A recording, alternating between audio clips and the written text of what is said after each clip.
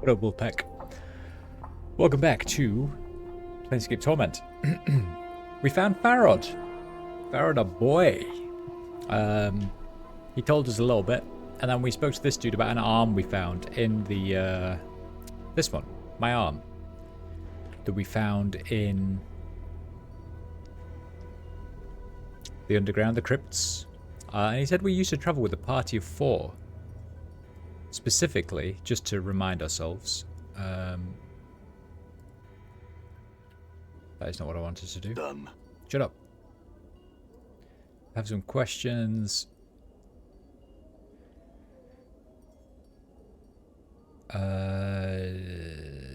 this one. It says, one tattoo speaks of a time when your path was shared by 4 others. What 4 others?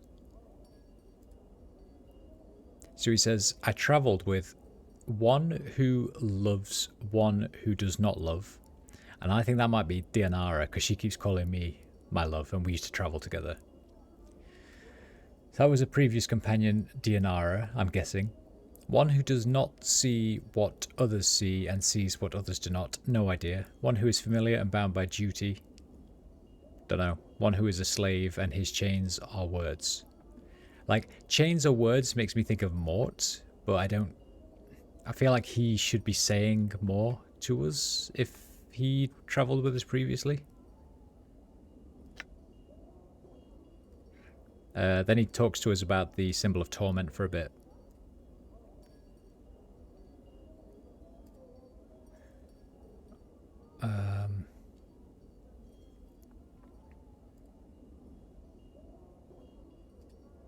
He says we died to shadows as well, and we've seen a few things now where in my previous lives, my guy was scared of shadows, or like warning himself of shadows.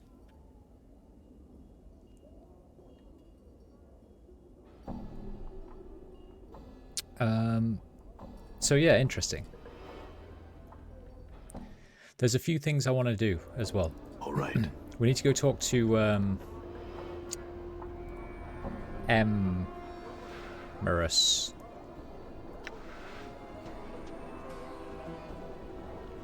The guy that's in the corpse dust bar, you know what I mean.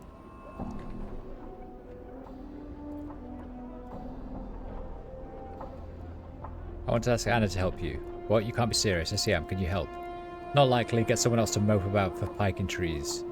You're daft to be thinking I'd be wasting my time even thinking of such things. Daft to tell you. Ain't changing the trees yet. Yes, friend, there has been. It's so slight you can barely see it, but look, fresh sap from the trunk and a handful of new buds. It's only a matter of time now. I thank you again for giving me hope. Oh, nice. That's fun.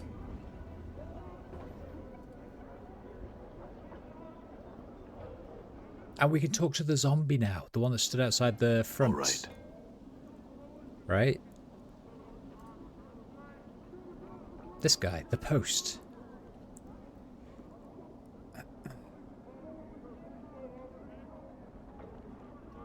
Use your story's bones tell ability on the corpse. The corpse makes no reply, looks like he's too far gone to answer. Aww. Aww. That's sad. That's super sad. Super sad.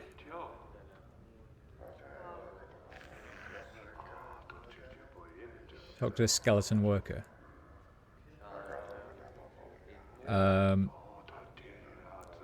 Nice tunic, I mean it. Makes no reply.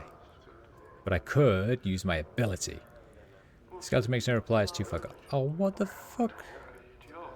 Zombie bodyguard. Using my ability. It's too far gone. Dude, why is everything too far gone in this place?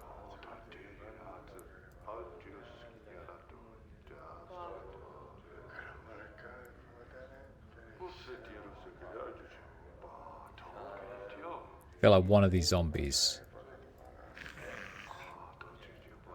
is going to answer my questions right.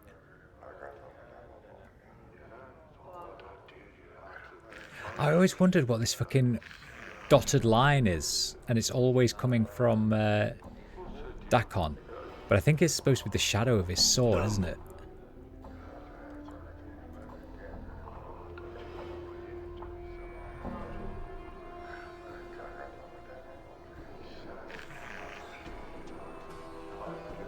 Yeah, I think it's the shadow of his sword. Lol. Alright, we'll talk to Emmerich. I spoke to Farad and discovered where Farad is getting the bodies he brings you.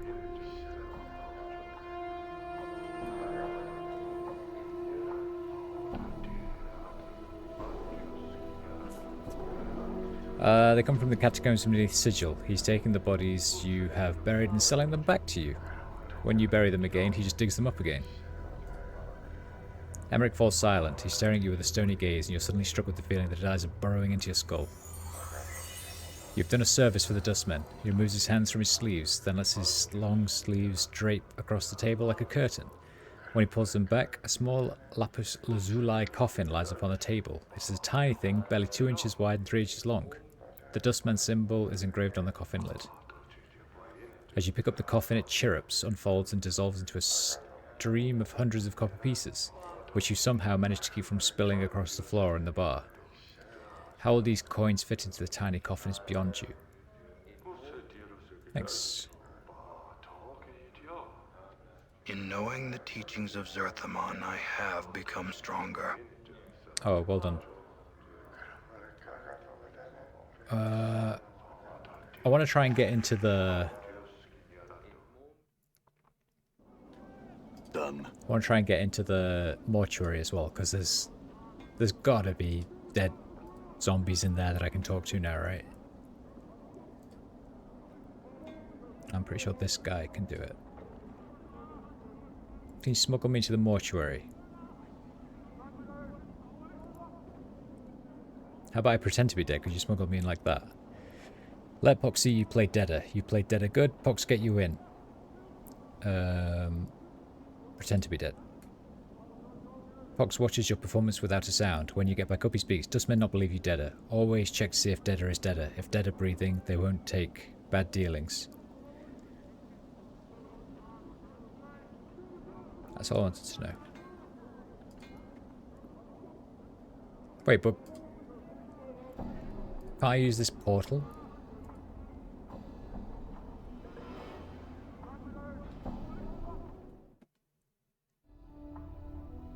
Done.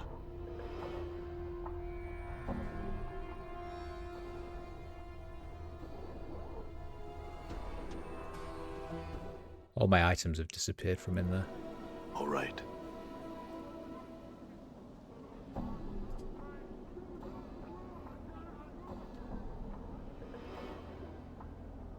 That door's been sealed.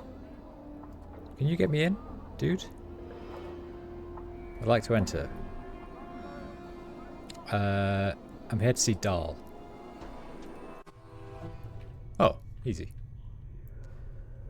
Done. Why is this guy chasing me?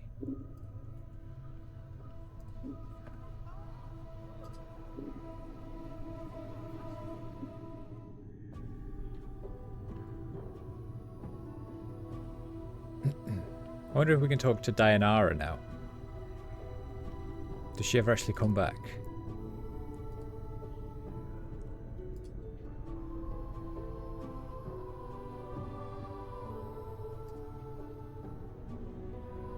Hello, Dianara? What's up? Yeah? Huh? I'm gone. My love, you have returned to me. Can it be that your memories have returned? Once again, Dianara materializes. This time her face is filled with desperation and her arms are outstretched as if she's reaching for something. As she fades in, the desperation in her face changes to relief.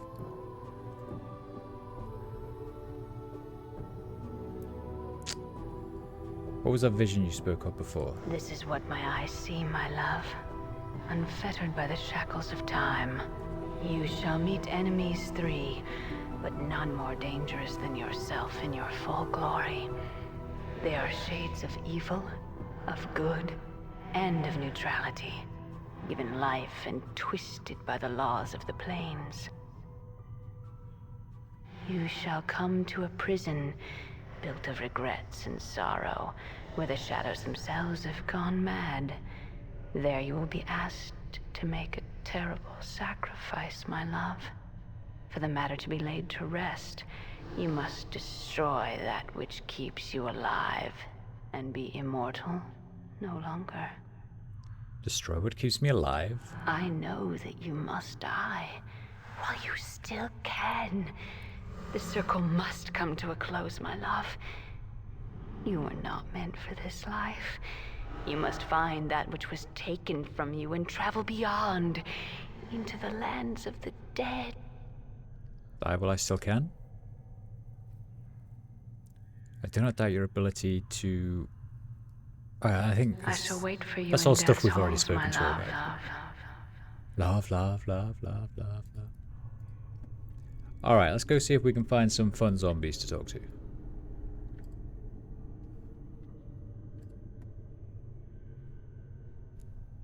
I'm pretty sure they're all going to be upstairs, aren't they? Oh, here's a dude.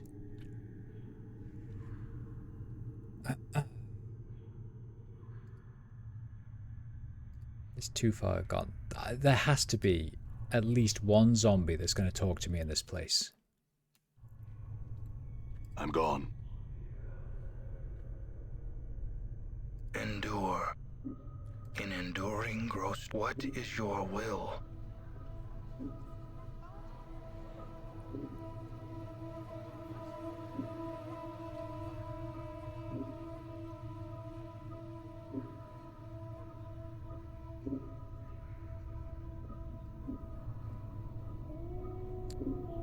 I'm gone. I'm gone.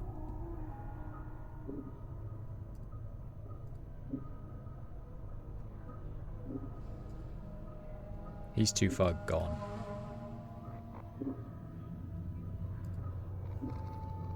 It's so sad. Right, this is the room where we first started.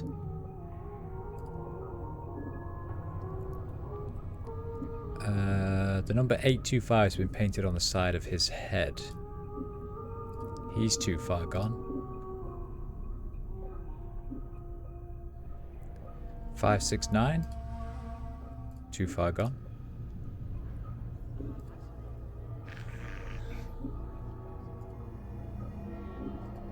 Too far gone. Wait, which one was he? 594.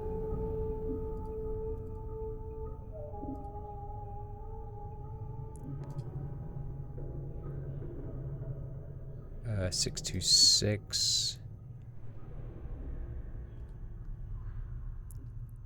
965.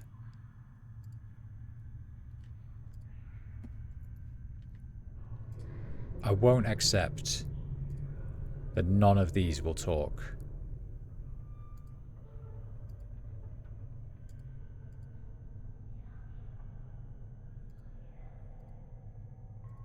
I can't accept it.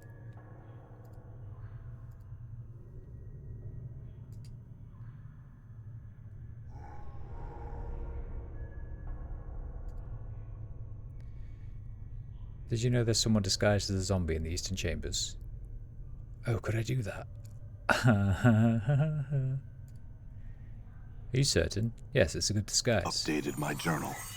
Aye. Dahl breaks into another fit of coughing. After a minute or two, catches his breath and doesn't speak. I shall inform the guards at once. Oops.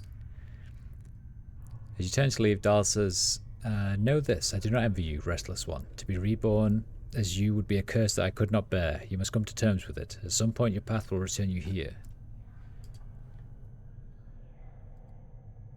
Okay. 1904. Oh! So 1904, carved into its forehead, its mouth has been sewn tightly shut, and the chemicals reek of fresh formaldehyde.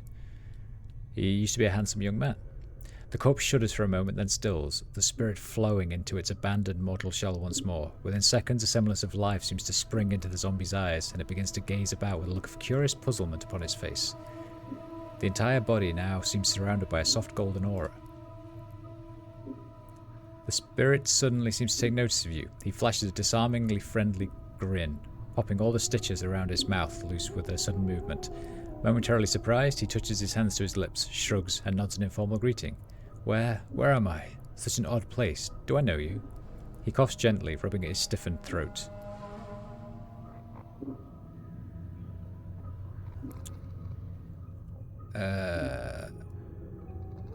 Your remains at least are in a mortuary. He mulls it over for a moment, then laughs. Yes, that would make sense, wouldn't it? Now, do I know you? He cocks his head to one side, peering at you intently. He seems to regard discerning your identity as some sort of amusing game.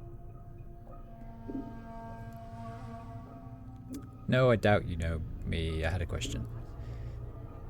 He shrugs and smiles, chuckling softly. Perhaps you're right. What is it you wish to ask me? He begins absent-mindedly pulling one of the remaining stitches from his lips and dropping them to the floor one by one. Who are you? My name was Asonia. Might I know yours? I do not know. Look surprised. How odd, a shame truly. I must have something to call you, no? The spirit looks at you expectantly. I do not know. Adan? The spirit, sensing your frustration, laughs good-heartedly. Poor sod, then Adan is his friend. Now, did you have a question for me? Yes, I did. Certainly, ask away. Where are you from? I'm from so many places. In truth, my birthplace is unknown to me. I did a good deal of travelling in my life and called many places home. Now all Arborea is mine to explore. How did you end up here as a zombie, I mean? The spirit's smile fades away and he looks troubled for a moment. Strange, I don't know. I'm not sure how I died, really. No matter. His cheery grin returns, somehow bright despite being plastered across a corpse's withered face. Where are you? Where your spirit resides now? Arborea, a more wondrous place I couldn't ask for. Nowhere in my mortal life did I find such a place of great passion, such splendour. He pauses for a while, lost in pleasant recollection. The beauty of the land, the people, magnificent. I tell you, truly, I miss it even now.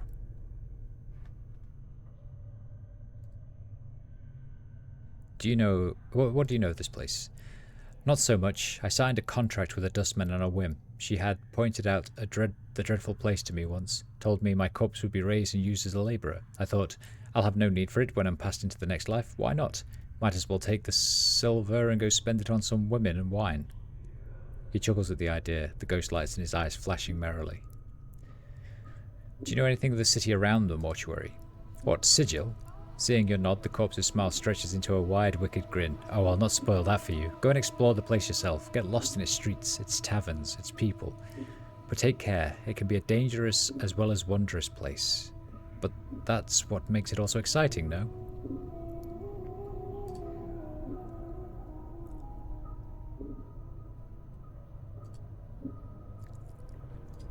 Okay, that's cool. So there is zombies I can talk to. Maybe not a lot of them, but there are some. How about you, bruh?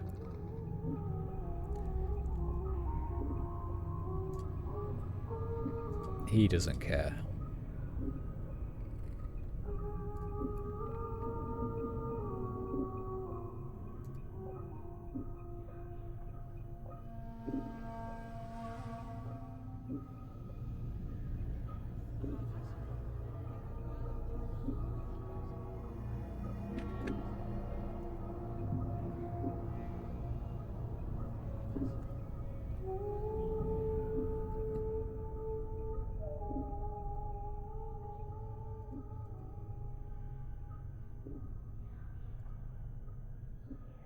Also this one, 257. The spirit blasts back into the body with such violence that with a single great muscular contraction, the corpse is hurled backwards. The body is on its feet again in an instant, dancing and thrashing about madly, waving its arms and popping its stitches, flaps of loosened flesh flopping about as it prances to and fro, eyes goggling and rolling about in its head, giggling madly all the while.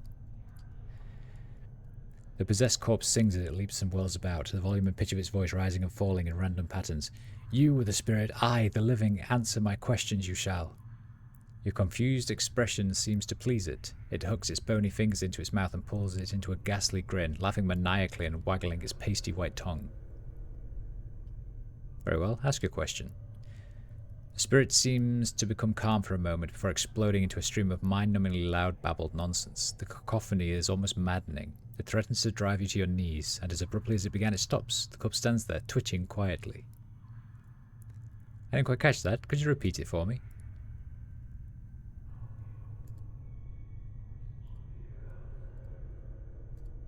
We just go into a loop. I did not understand. I have a question, however. Again, the spirit sings, question of the living shall the dead answer thus. So it was, so it is, so it shall, so it be. You, my answer, will questions. The look on your face seems to please it wildly. It begins to convert madly. Give up and leave. As the spirit fades away from the corpse, its jabbering mouth twists into a knowing smile.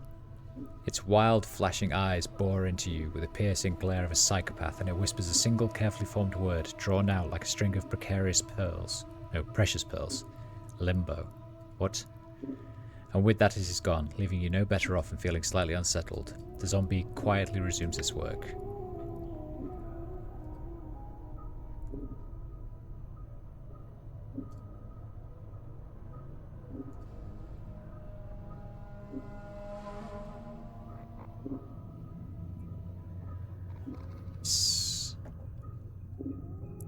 The music here reminds me of Azure Mist Isle from World of Warcraft. The Burning Crusade expansion, specifically.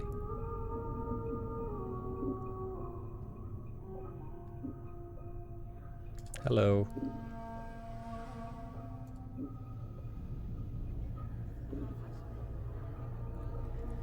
Can you tell me anything about Dainara?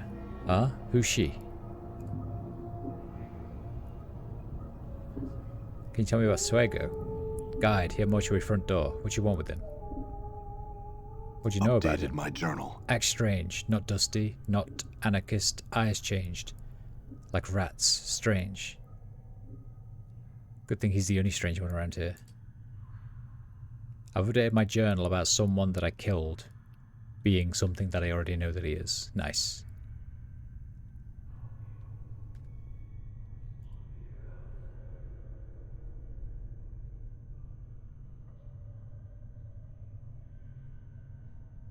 Arch, first floor, northwest room. That's the one I went through, actually. I already know about that one, dude. Probably because you told me about it, though, to be fair.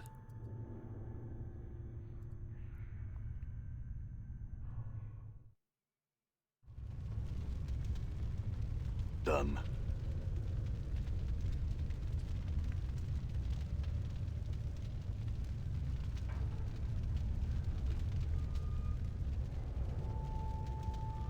$475. Doesn't reply. Are you lost? No, I'm not lost. I had questions. You're not lost. What business is it? I'm here to see someone. Who are you here to see? Adan.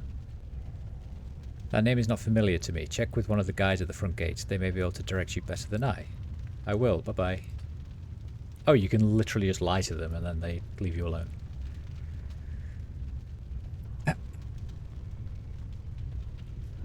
The skeleton seems particularly old. The leather straps binding it together. Blah. The word repent has been engraved onto its forehead. Blah, blah, blah, blah, blah. Use your storytell bones. It is too far gone. Brilliant.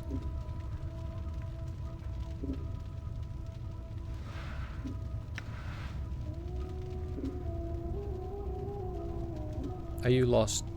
No, I'm not lost. I'm here to see someone. I'm here to see Adan. I have no idea who Adan is, but apparently I'm here to see him.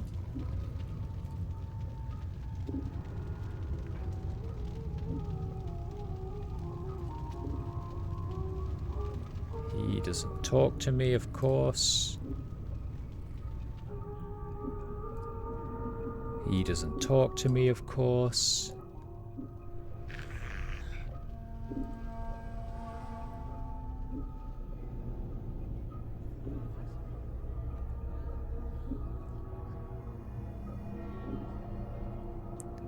He doesn't talk to me, of course.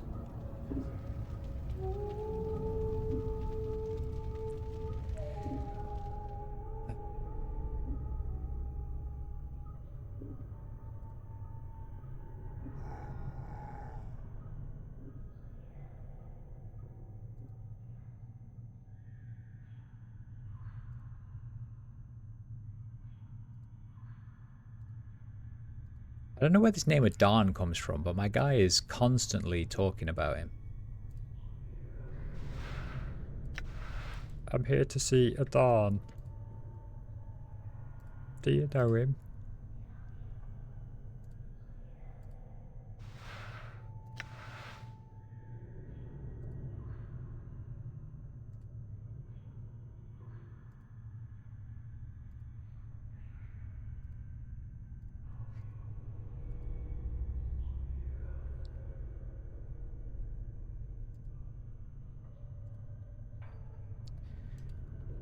Then that one's too far gone. This is...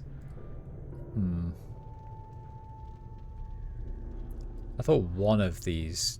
I guess there was a couple of interesting ones downstairs. Oh, here we go.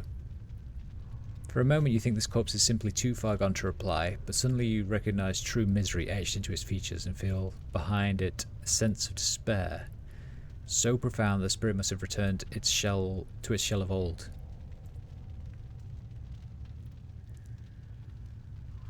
It speaks in a slow monotone, the voice of one broken and without hope. Even now it is indistinguishable from a soulless zombie. What would you know, my lord? Who are you? The spirit speaks so softly, you must strain to hear it. The corpse's mouth barely moves to form each word. I am no one, my lord, a wretched insect clinging desperately to the wasting towers of Oinos. I was once called Arapheim, though, my lord, so very long ago. The wasting tower? Yes, my lord. 'Tis a mighty tower, far greater than the highest of sigils. It has the appearance of bone, my lord, like the spinal column of some gargantuan creature. It is there that I toiled, repairing the damage done to it by the armies of my master's foes, his rival princes. Who is this master? I know him only as the master, my lord, the lord of Kinoin. He is a fiendish prince, an ultraloth of awesome power. It is he who owns my soul, and so shall forever own it. A petty thing doomed to languish beneath his foot until eternity grinds its way into oblivion. Tell me of this Kinoin. Yes, my lord, 'tis a mighty tower, far greater than the highest of sigils. Already seen that? Where are you from? I live in Sigil, my lord, in the Hive. 'Twas not so awful a place as I once thought, now my home is Oinos. The corpse blinks, so slowly that for a moment you thought it simply shut its eyes. The Hive? Yes, my lord, a wretched place, but not so dreadful as Oinos. Oinos? The spirit closed its eyes for a moment, the corpse shuddering slightly. The horrid Oinos, my lord, in the grey waste. It is there that my soul has been confined, in the shadow of Kinoin, the wasting tower. Tell me more of this Oinos. There is little to say, my lord. 'Tis the land of my master, the lord of Kinoin, full of anguish and disease, a rot which decays both body and spirit. 'Tis a place of utter hopelessness. How did you end up here as a zombie? I was murdered, my lord, by robbers. Filled with drink and stumbling through the alleyways of the Hive, I became lost and eventually fell prey to a band of thugs. 'Tis just as well. My life was probably worth less than a few coppers a collector may have gotten for my corpse. Why such a base opinion of your own life?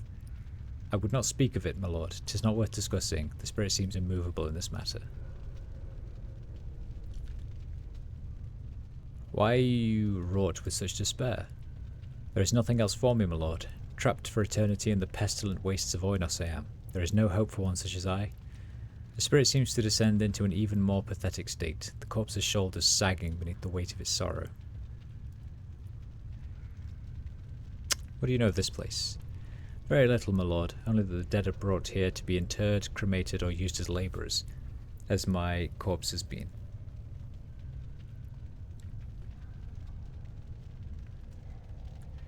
You do not realize the spirit has left the corpse until, with shuffling steps, the zombie returns to its labours. Kind of feel sorry for that guy. Oh, what about this one?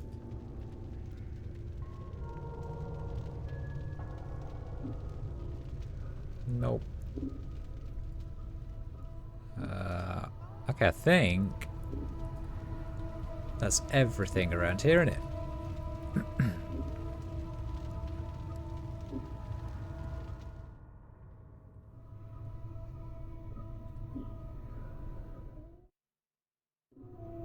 All right.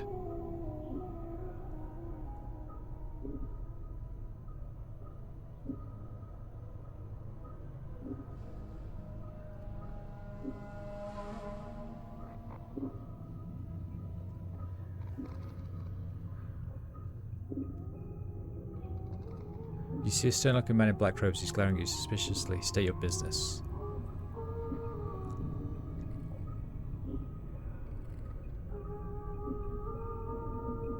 I seem to have gotten turned around in these halls. Are there any guides who can direct visitors? There are guides that can direct you to the antechamber. Do not wander the mortuary unescorted. Thank you. I will go speak to the guide.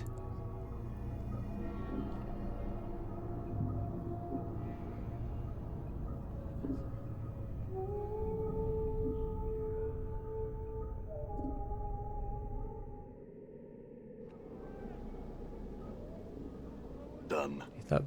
He was doing a little moonwalk then. Did you see him?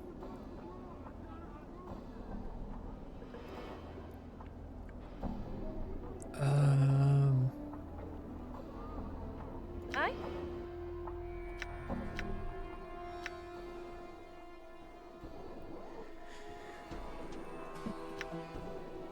Man, I wish I could carry more items. Why not? Done. As far as my journal goes, Requind... Oh wait, Ragpicker Square. There's a man in Ragpicker Square that I promised to find out where Dudikoff was getting his shit from.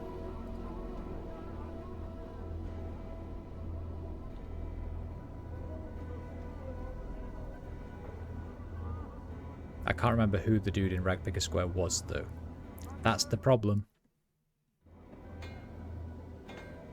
All right.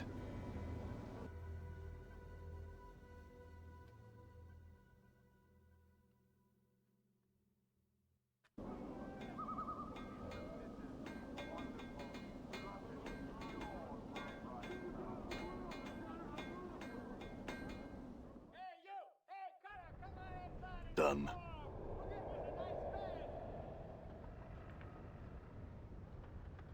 Can we remember who it was? Was it Ratbone? Genuinely can't remember.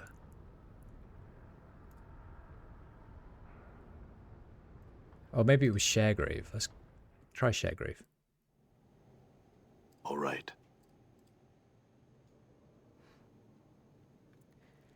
Have you done what I asked for? Found what he's up to? Yes, Farad's supply of dead bodies is coming from the catacombs beneath Sigil. He makes a lot of jinx selling corpses the dustmen already buried back to them. Updated my journal. His eyes widen in surprise. He begins to shout, "How in battle did he get down there, that piking bastard?"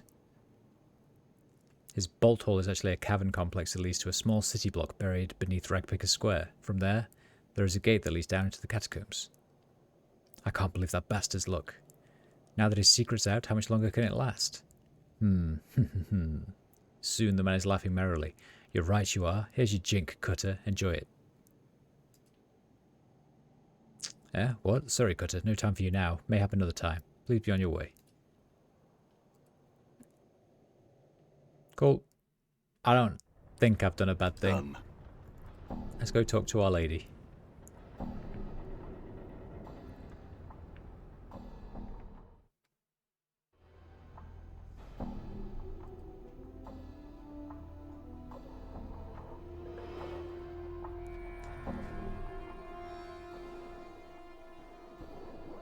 It'd be nice if there's any way to know if I already know it.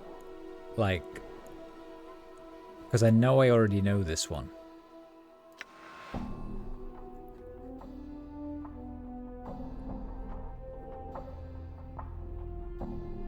I don't have that.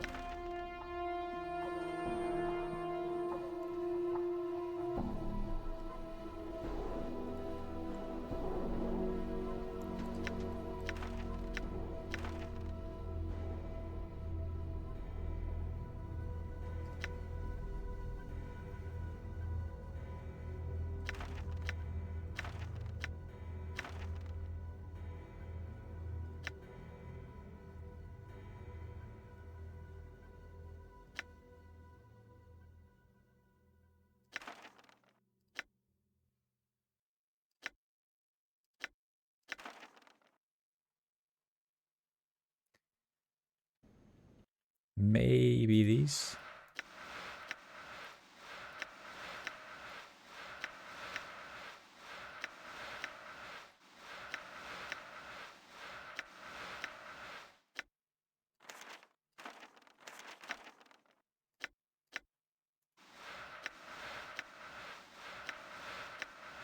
Nice.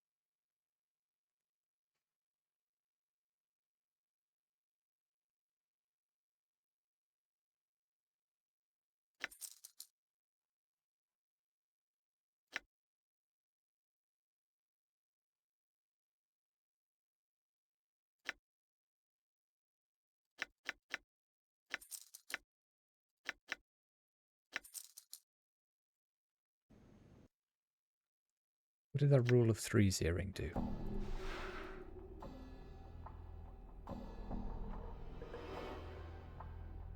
So that will give me 99 copper, that earring. And she buys it for 120. Obviously, I'll sell it then.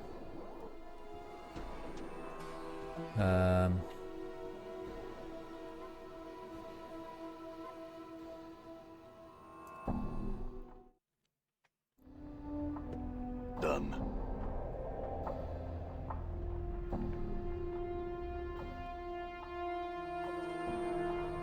Wait, where does this go? Oh, that's just a house. It doesn't go nowhere, does it?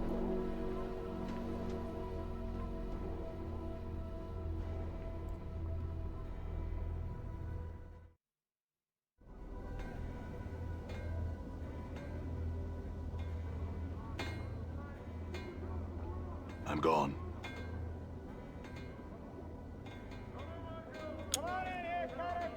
Which way was the market? I think the market was down this way, actually. Come on, Cutter, what are you afraid of? My girls will make you feel like a man. My girls will make you feel like a man.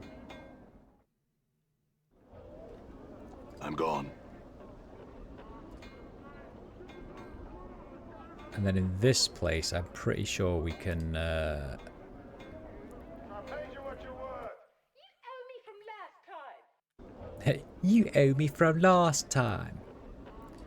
Wonder if I can dump shit in here. This guy's barrel. Like my intestines. My tome of bone and ash. That thing. This note.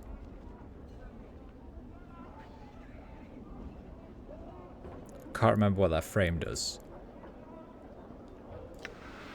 I hear your words. Your will be done.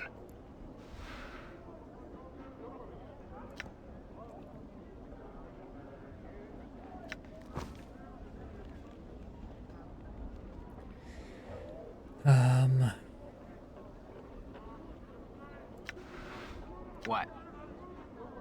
Okay.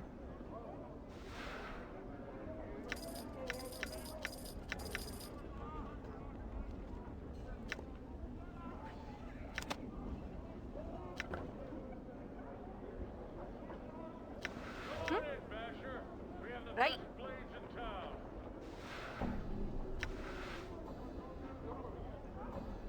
Who is the weapon merchant? Can't remember.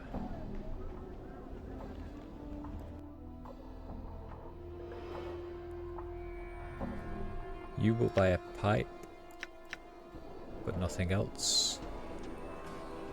Profra.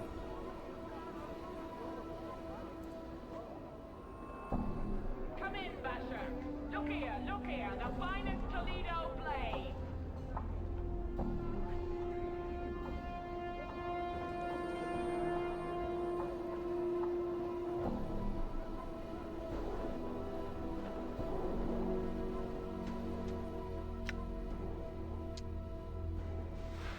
That was 3 to 9 crushing. 2 to 9 crushing, but extra fire damage. 2 to 9 slashing. We'll sell that and that.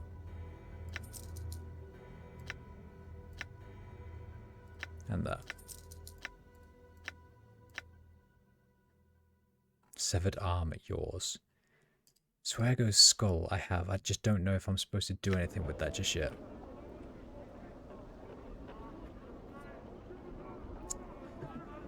All right.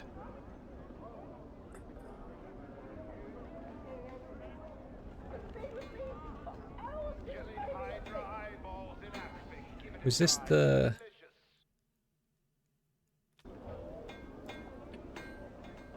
I figure we'll go to the bar and see if anything happened there. And then we'll go to the alley and find out where I died. I'm gone.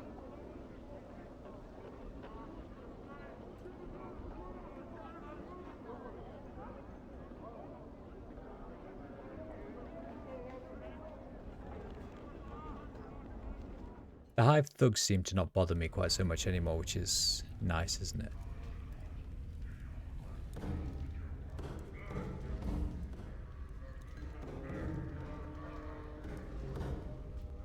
Done. Ah.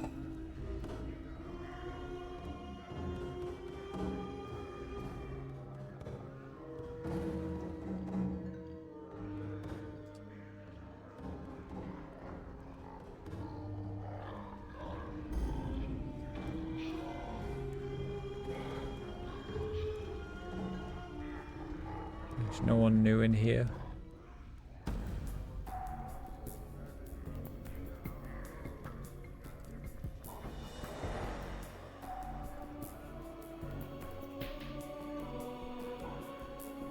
No. That fire looks like it really hurts. Can I hit my old friend Sir Scar?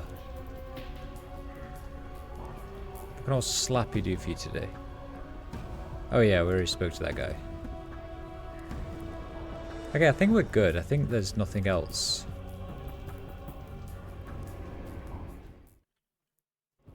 Our only quest now is the curse and go there. Alright. And I have no idea what to do with that curse, so...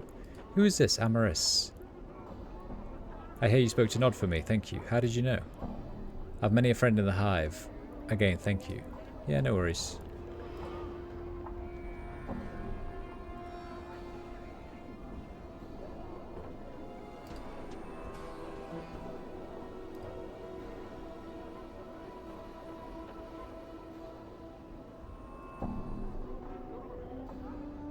Are you sure this is the door, Anna? Aye, it's been smeared with balmy paints from the starved dogs it has. It's a real door until you look at it, then it turns into a painting. How did they do that? There's stranger things in the plains. She suddenly frowns. You might as well ask how you got yourself out of the dead book, after I was sure you were dead. So this door, I just don't look at it and then open it? Anna glances at the door, then nods. That's the dark of it, if it can't be true. Alright then. Hold on, Anna says and stops before you reach the door. This is the only path I know to reach the place I found your corpse, but it's not the safest road, eh? Make sure you're ready. I'm not here to play your minder, no matter what old Stuttercrutch says. What's beyond the door that's so dangerous? Chaos men, Anna whispers, balmy as they come, barking wild into the day and night, ready to either paint you with colours or crack your brain box with a chamber pot. Dangerous bloods they are. They're so dangerous, how did you get through? I crept in nice and quiet like. Can't paint you or kill you if they can't see you. Then she looks you up and down with a frown. That I can pull that twice with you around. Just stay behind me and I'll get the door open. Close your eyes, reach for the door and fumble around. To your surprise, you find a handle. With a slight tug, the door opens. A narrow passage leads into the building, and from within you can hear distant howling.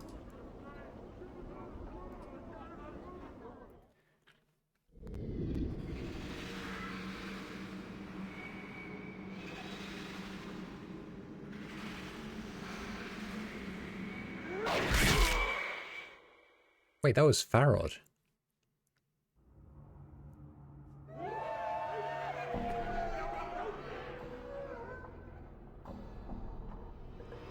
Should we go back and find Farod? All right. I'm really like... I might do a quick save here. Done. But I'm really, really tempted to...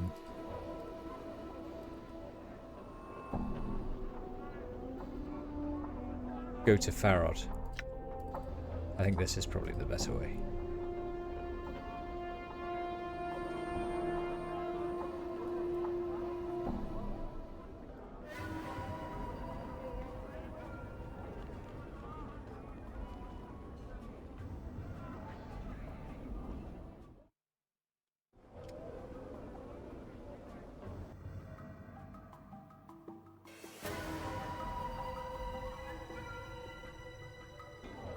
All right.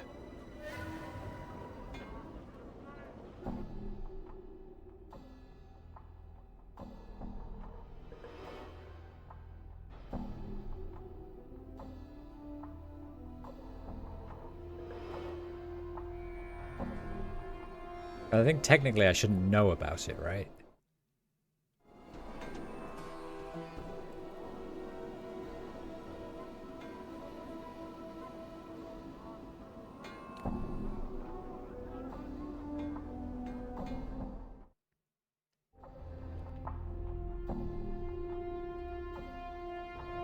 All right. What's up, Chief?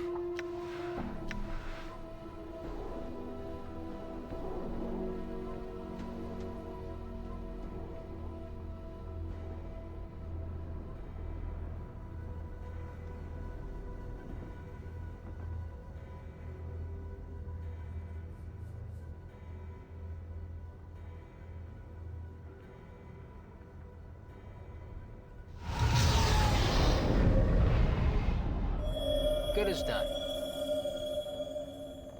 I'm gone.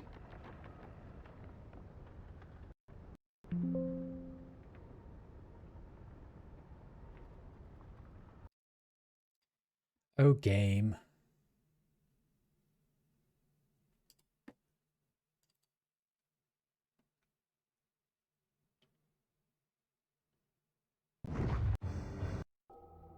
In knowing the teachings of Zerthamon, I have become stronger.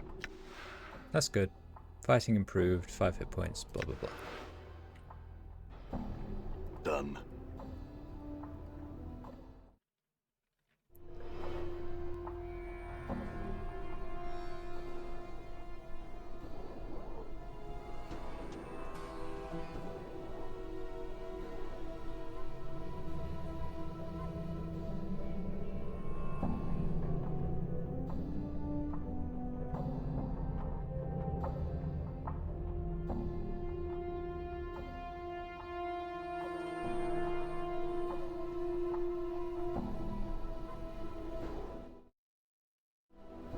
I'm gone.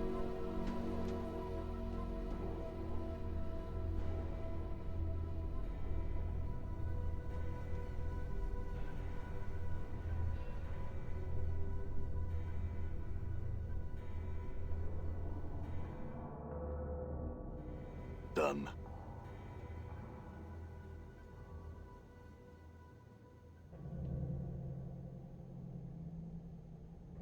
Ah, what happened? Couldn't hurt you to say a few words to me, Fiendling. Oh, aye, it could. Hurt you, that is.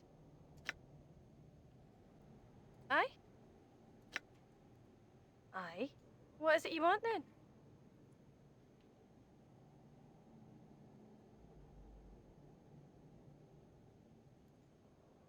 Right. Done. So what's he got? He's got that bronze sphere.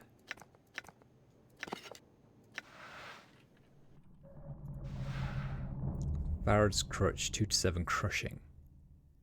This rickety wooden staff has a crosspiece nailed across the top. The crosspiece is wrapped in rags, presumably to keep the damn thing from jamming too sharply into Farad's armpit when he leans onto it. The crutch, not surprisingly, smells terrible, and every inch of it's covered in dirt, sewage, and various unidentifiable stains.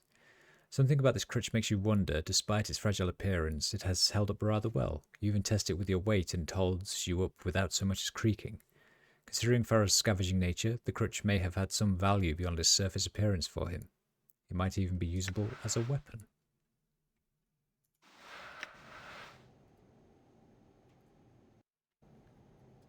Done.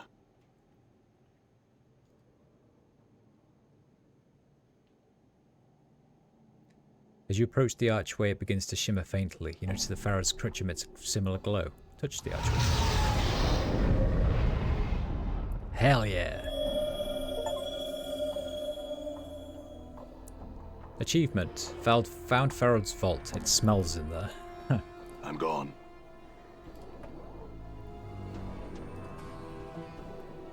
This looks like it was once a gallows pole. Now only a lantern hangs from it.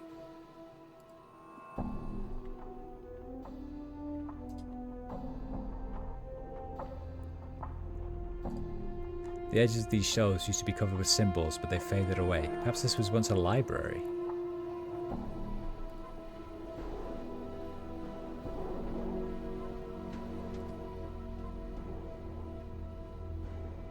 These alcoves contain books, books, and more books. They are all indexed and placed in order among the shelves.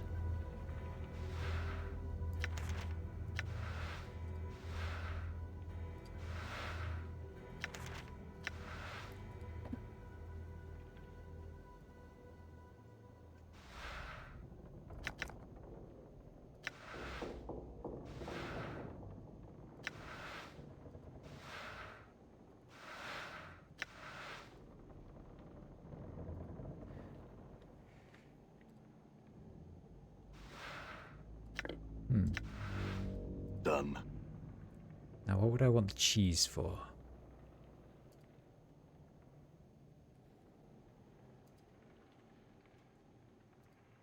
These beams look centuries old and look hard as stone.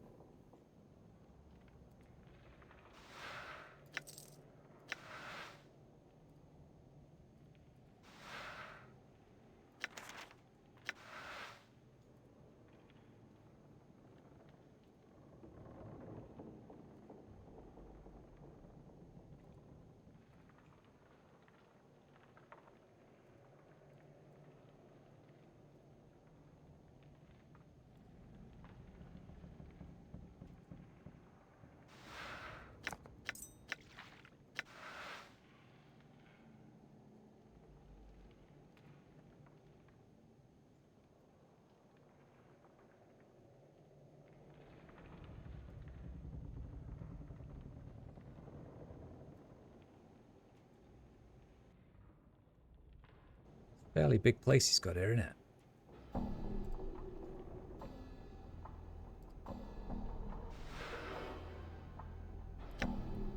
A segmented earring.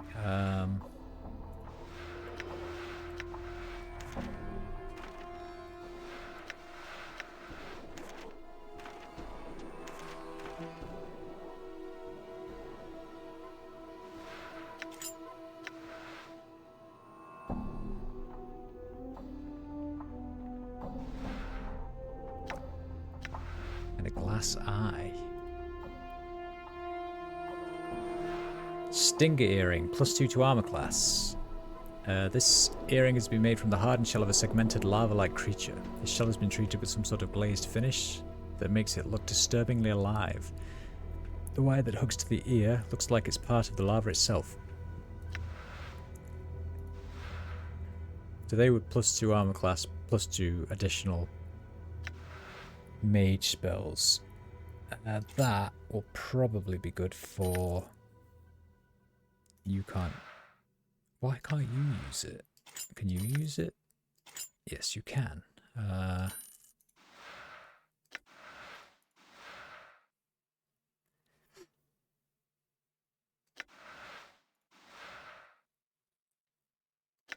+5% open locks. Well, you can have that as a general thing, and then that if we ever need to open locks. That sounds like a good idea, doesn't it? And then I also had this. The angleless eye. Oh, I think someone was selling that, wasn't it?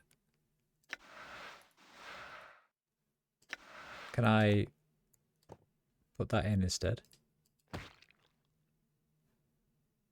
I am so confused by this game. What the fuck do I do with my eyeball now?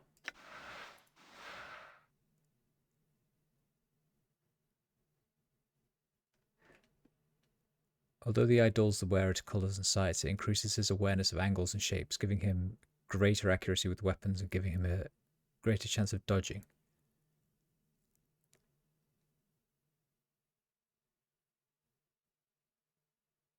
Okay, so I can detect traps better. Don't want to part with that.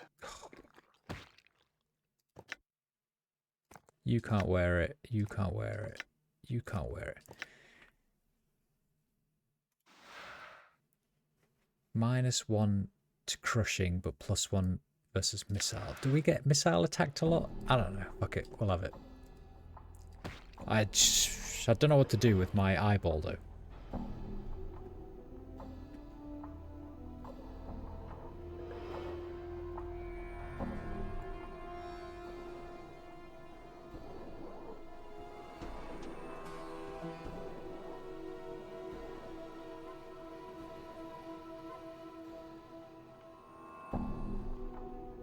Alright, nice. Now how do I get out of here? I presume it's back over here again. As you approach the archway, touch. No. All right. Nice. Now that we know that your dad's dead, do you want to talk to us, by the way? Aye. What is it you want then? Anna, do you know how Farad died? I don't know. No one with half a mind would. Farad's got a long shadow, he does. You cross him and you end up getting the stick. You don't have to accompany me anymore, Anna, if you need to stay in the buried village. No, I don't need to be in the village, and I was wondering what I'd do if Farad got penned in the dead book. Oh well, he's probably mounting someone's wall in the hells. But he's your father, don't... Not my real dad, he wasn't. He was greedy and he was stupid and he was selfish and he was weak. And now he's dead. And that's all. Okay. Okay. Sorry I asked.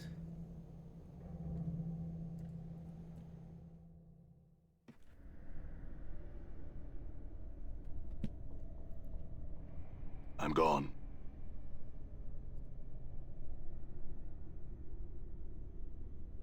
Well, through the archway, not much now. Not even sure why I'm still standing here, really.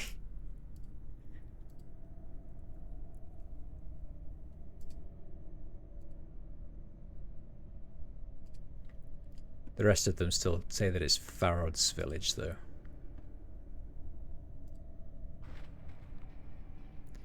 The man looks up slowly as you approach. He takes a look at you and sneers in disgust. What in the nine hells be ye? Mayhap the Dusties are missing one of their rotting dogs. Never have I seen anything so ugly. Except your reflection? The man seems taken aback for a moment, then sneers again, fingering the hilt of a blade. You look due for a bleeding, governor. Settle down, I've got no interest in fighting. Oh, you don't, do you? What, does the thin, watery blood of cowards fill your veins? Or did it all seep out during your last mangling?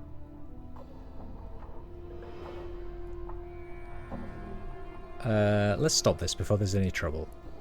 Nay, nay, Burke, it's not that simple. You'll have to pay for the privilege of not wearing my blade. But your mother doesn't charge, why do you? The man blinks for a moment as if digesting what you said, then his face flushes with anger. I tried. I really tried.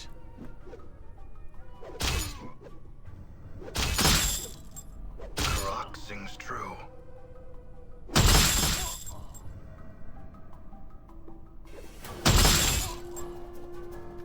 Done. I really tried to not harm those guys. I gave him every chance. Every single chance to back away from the fight. I'm not the bad one here. I'm the good guy.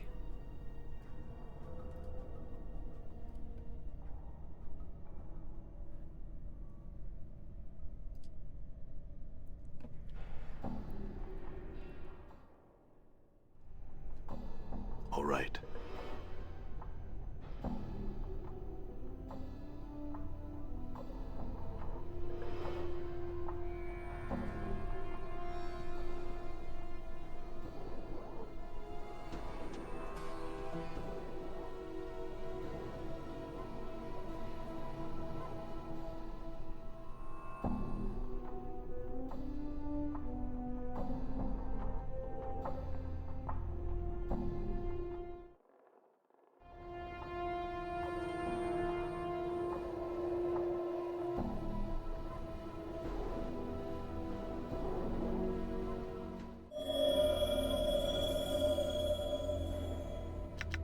I'm gone. I'm gone.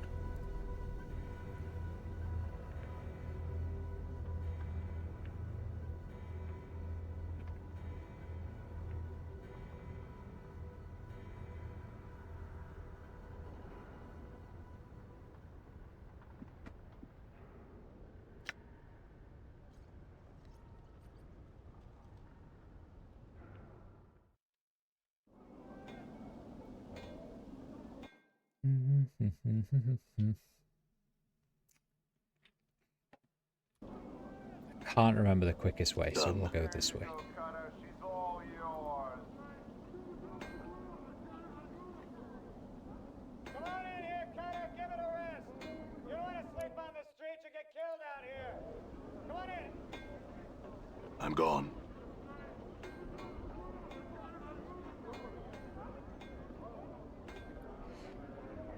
I'm pretty sure I can sell some of this shit again.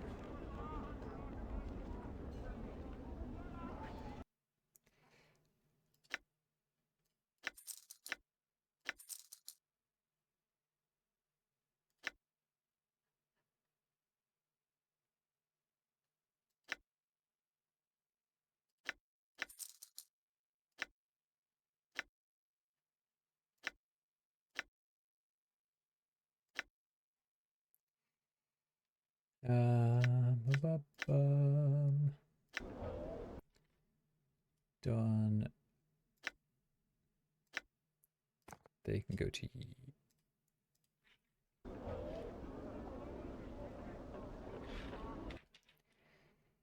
They can go to you. That can go to you.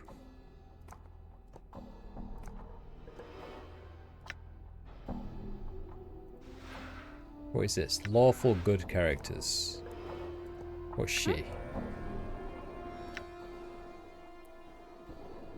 She is chaotic neutral. Of course she is. All right.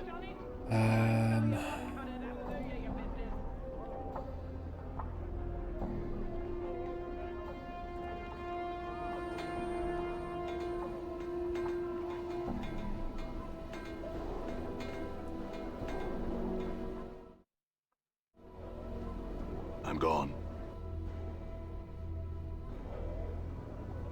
All right, now we're gonna go.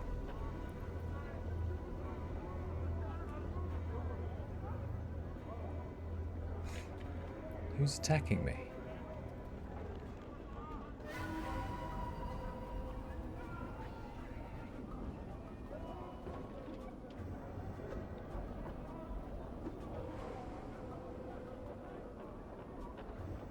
You see that?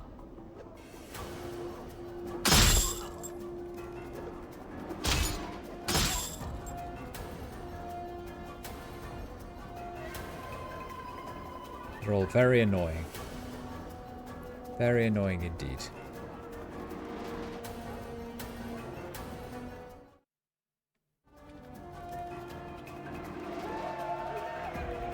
All right.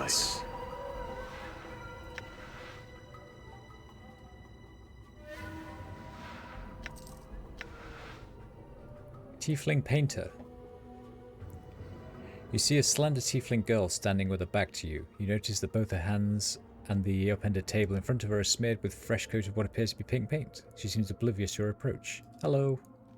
Sound of your voice, the girl turns her head to regard you. Her face, though somewhat dirty and spattered with drops of pink, is strikingly beautiful. She flashes you a wide, mischievous smile, then returns her attention to the makeshift canvas. Got questions? She seems totally immersed in her artwork. She ignores you. Seems a bit rude.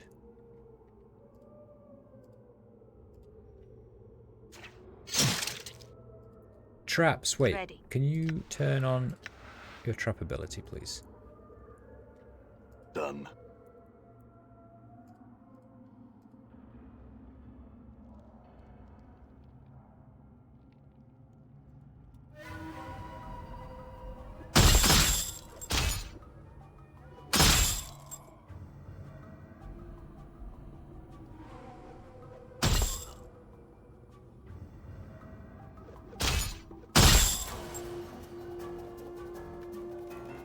I'm here.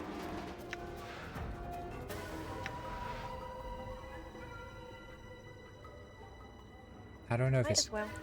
I don't know if it's on or not.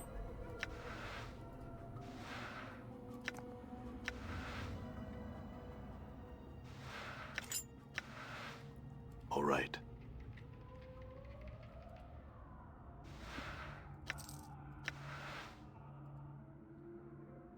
Um,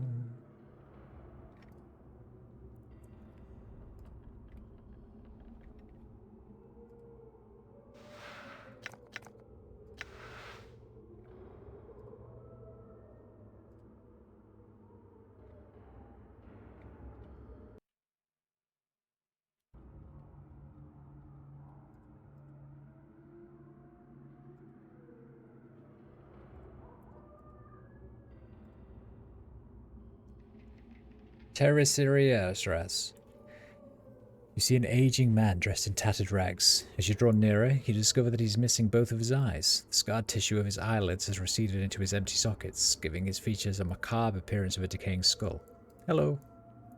He turns in your general direction, his arms outstretched as if feeling for you. Darkness, Hubian voice. The friend words I'll speak of you and call chaos.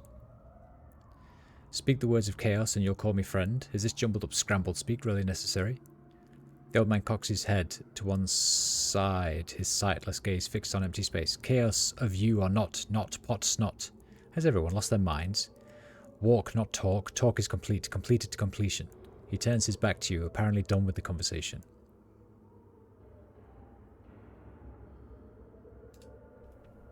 Okay. I don't really want to threaten him. He's clearly mad. She said pushed over here. What's this way first? Nothing.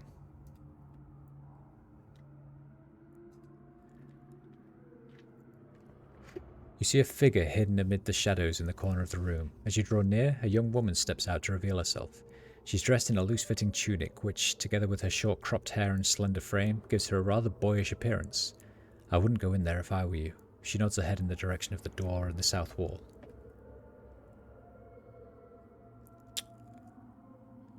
Who are you? The name's Sybil, she whispers quietly, then spits into her palm and reaches out to clasp your hand. What are you doing in here? What does it look like I'm doing? I'm hiding. I came in here looking for food. You notice that as she speaks, her right hand moves instinctively to the pouch at her waist. Only the barking idiots in the next room showed up and decided to throw a party on the front doorstep. Now I'm trapped in here and can't get out.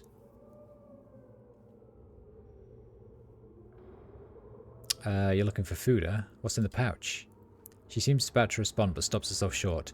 She eyes you for a moment then shrugs her shoulders. Alright, so I'm a thief. The girl's got to earn a living somehow. What's it to you, anyway? You're obviously not Harmonium, and you're definitely not with these savages in here. How many of them are in there? I counted about a dozen of them. Of course, I was peeking through a crack in the door, so I could be off by a handful or so. Is there another way to get through to the alley? There may be another way to get past those animals without a fight. There's another door that leads in there. From what I was able to see, there are stacks of wooden crates along the same wall as the other door. It may be possible to sneak from that door to the exit on the other side of the room. There's only one problem. There's always a problem. Wouldn't be much fun otherwise. The door's locked. I tried it. My guess is that the key is on one of the thugs upstairs. I'm not addle covered enough to go up there looking for it though. She folds her arms across her chest and stares at you expectantly.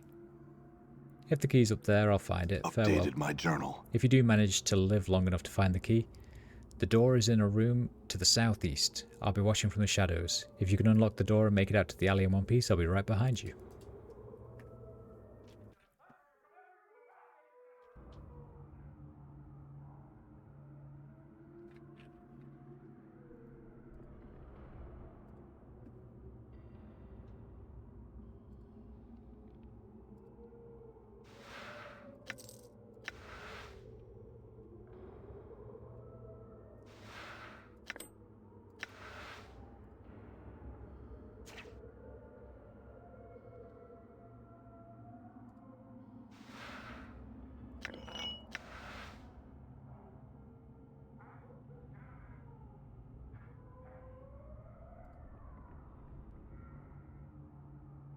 Aye, what? I'll need a key, will I? Are you sure? Right. All right. Heh heh heh heh. What you be wanting now? Heh heh heh. Why not? heh. Got it. I'm gone. Ah, Ow.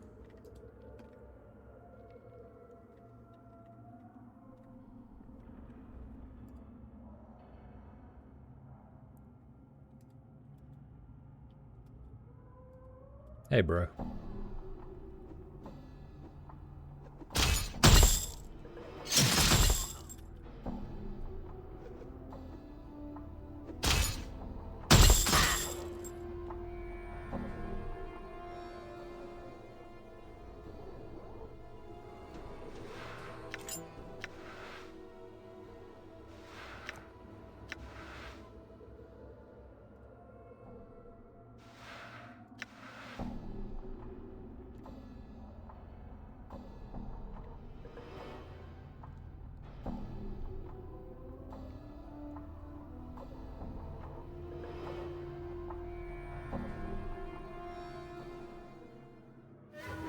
Damn it!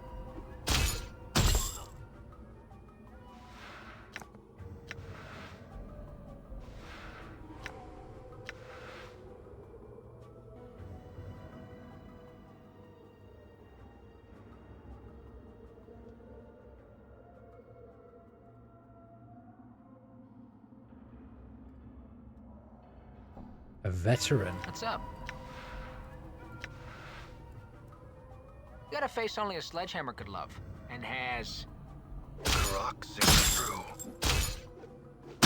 die. Yeah? You got a face only a sledgehammer could love, and has. I'm gone.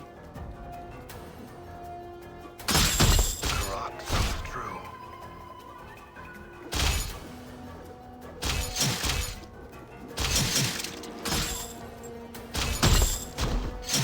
Damn it. Huh?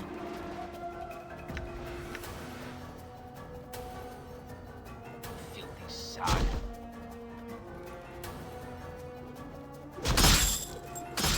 You see that?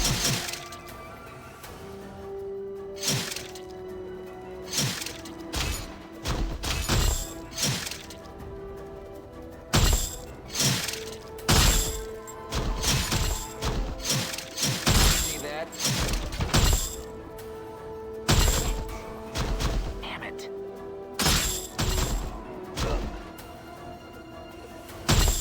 Princess Valley.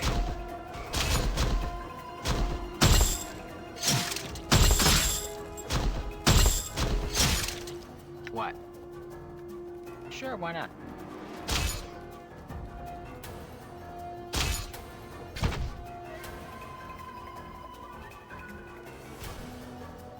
What's up, Chief? Sure, why not? Yeah, come on. The rock sings true.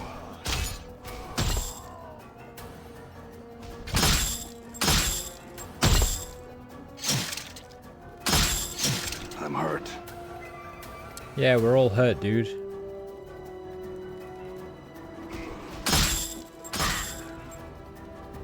What's the word, Chief? Sure, why not? You know I've learned some new tricks.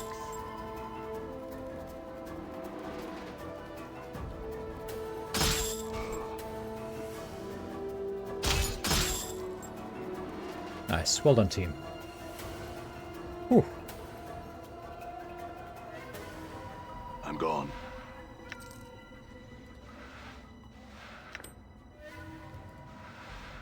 Let's take all the shit and use some stuff.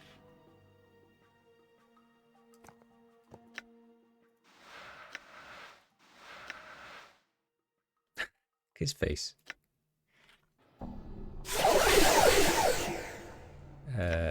You level up and gain a lot of stuff.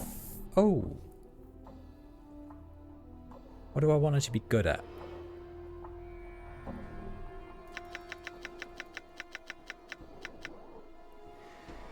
Let's get to 60 in open doors and 55 at stuff.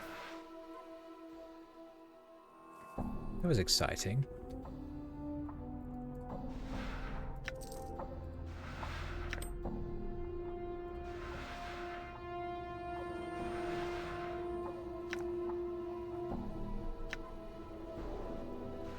I'm gone. I'm gone.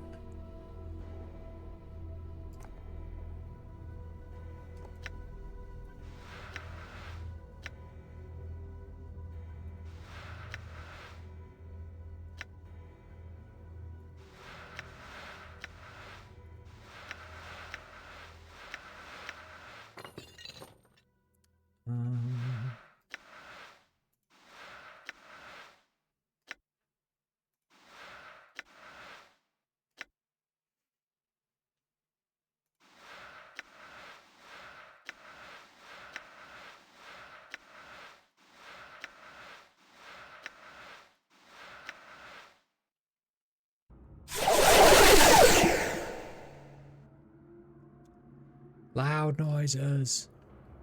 What's up? Alright, Okay. Mort, you're on pick up other shit duty.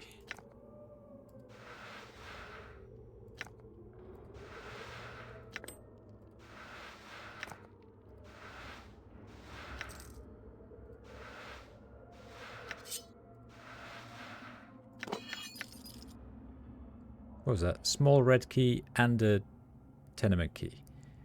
And you can drop that dagger now. Well done, everyone. Done.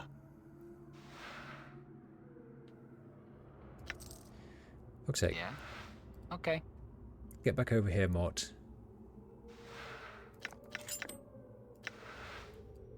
All right. Let me go tell this girl that... Oh, I don't know where she's gone. Where's the girl gone?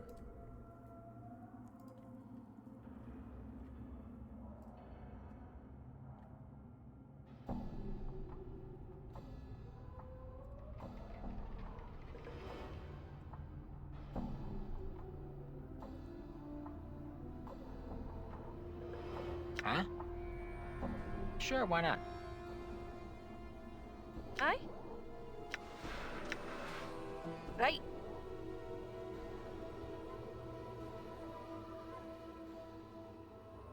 Done. Why is that door so special? I think... Is that the one I was supposed to sneak through? This way. The exit's there. We should go upstairs, though. We might as well continue fighting, hadn't we? Whilst we're here.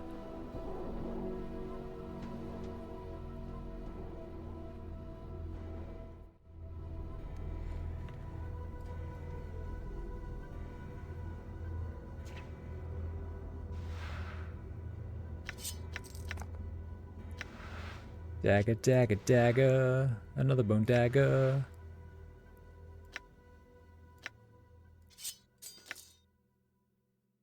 She can't even use it.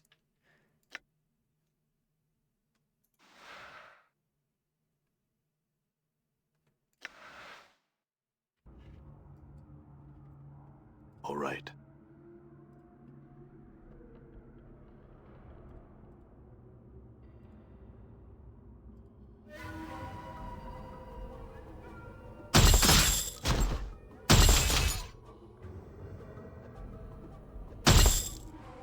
Karak sings true.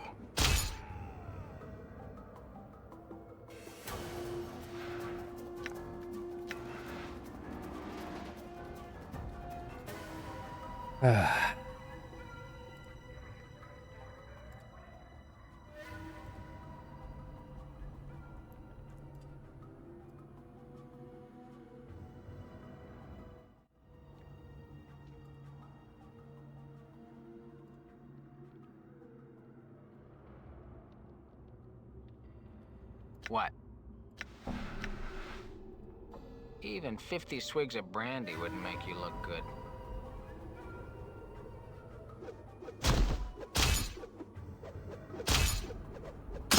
Rock sings true. What's up, Chief? Plain swine.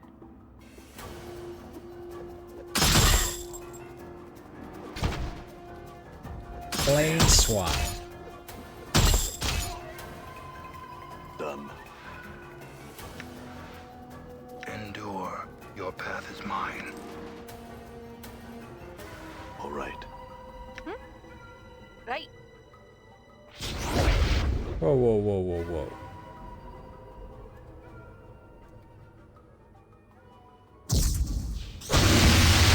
Sings true.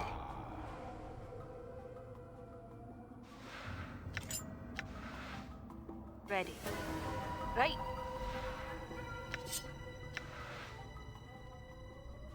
Done. I'm here. Right.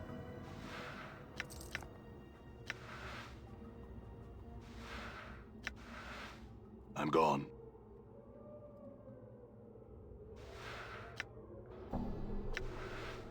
I hear your words. I shall serve. Done. Hello, last thug of the whole place. All right. Aye. What? Right. Done.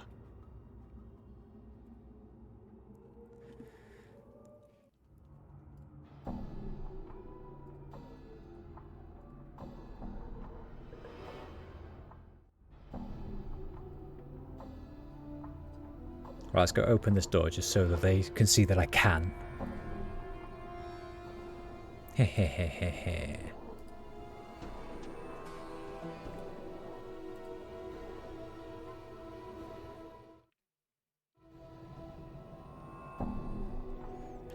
I must say, Cutter, I'm impressed. I thought for sure those animals would chew you up good. Well, I guess I should thank you. She pauses for a moment, reaches into her pouch and pulls forth a green gemstone. Here, this one's on the dogs. See you around, Cutter. Updated my Bye. journal, so I had to drop it. What you be wanting now? Right.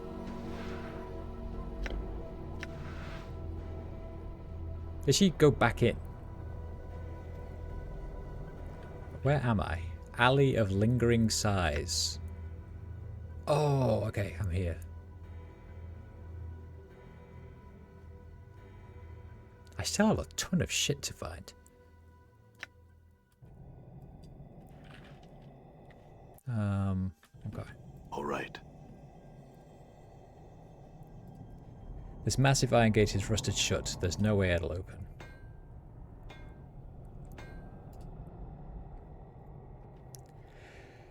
This rickety dwelling looks as though it has stood for centuries. Its wooden walls are withered and worn with age. A number of planks on this side of the structure appear to have been recently pried loose. Goodbye. You see a Dabus. Hello.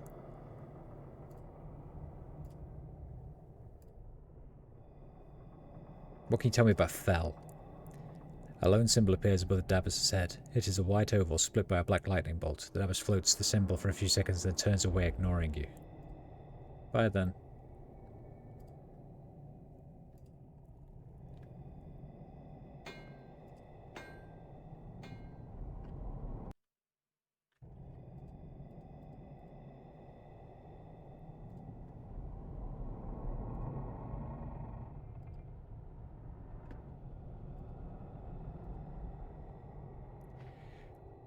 This place is fucking garbage, isn't it? Where's she going?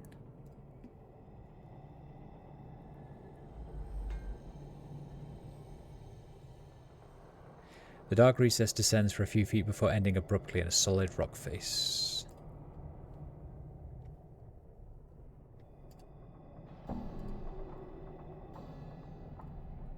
Why are you so difficult to find? Here we go.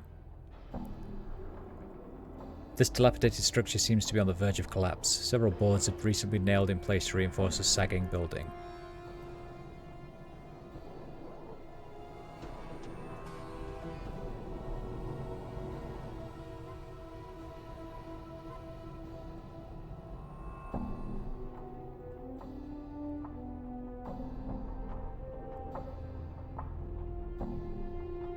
Is there anywhere to go in there?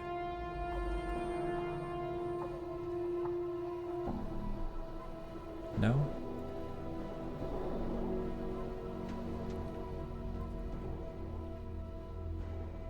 So this is... Oh, unless I can come around this way, maybe.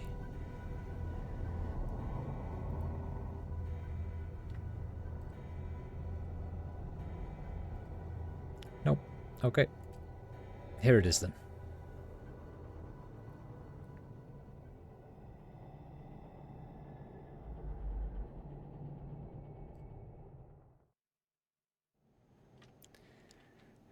Small dwelling. right. Here is a dead man with a hammer.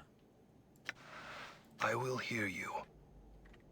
Your will be done.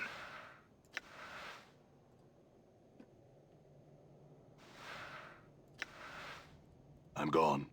Balance. Your will be done.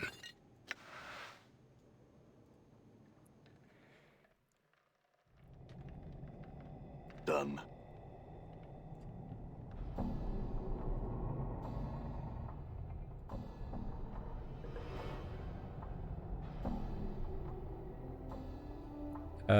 Do I talk to her now? Aye. What is it you want then? So where's this place you found my body? Past an old gate, down some steps. So I guess this is the gate. And then down some steps.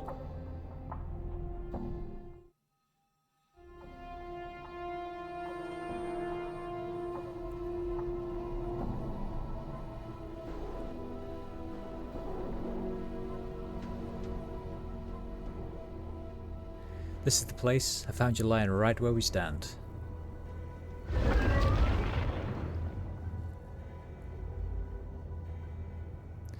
You stare in awe at the bizarre spectacle before you. What had appeared to be an ordinary, unremarkable bricked wall now throbs and pulsates with movement. The wall expands with curious elasticity, heaving outward as if some unseen force were trying to push its way through the barrier from the other side. Slowly, the undulating mass begins to settle, its curves becoming more and more pronounced, and you find yourself at eye level with a stony caricature of a human face. What's that? I don't know. Anna stares at the face in disbelief, her hands nervously fingering her daggers. But I'm for leaving before we find out, huh? There is something. Suddenly a strong breeze begins to blow around you and the air is filled with an eerie sighing.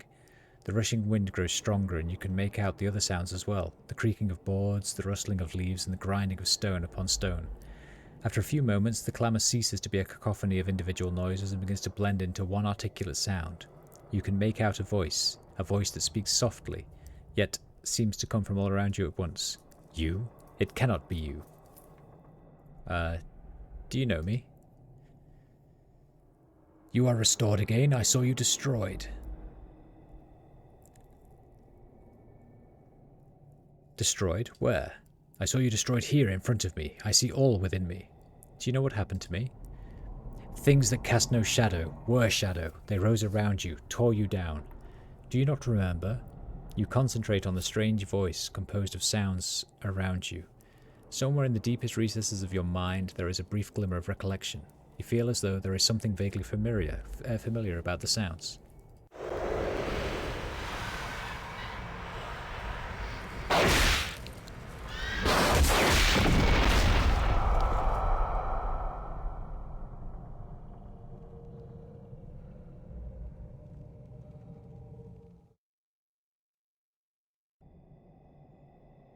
Yes, you remember.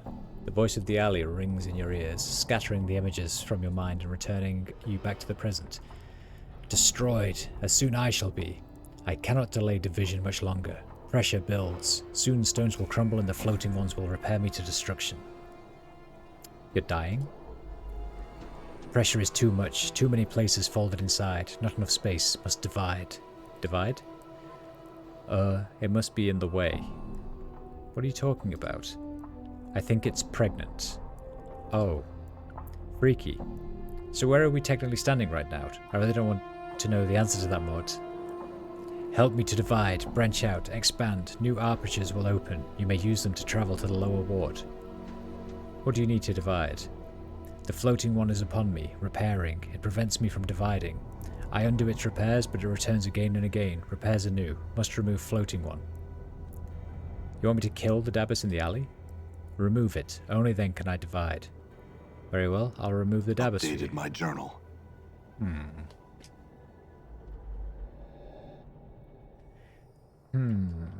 Done.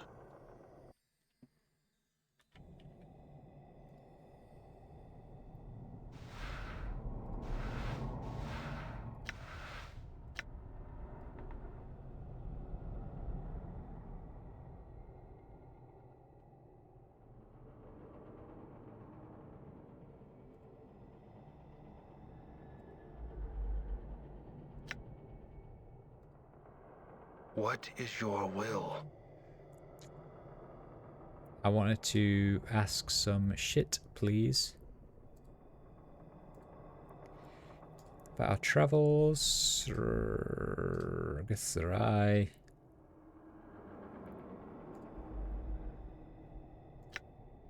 Maybe Mort.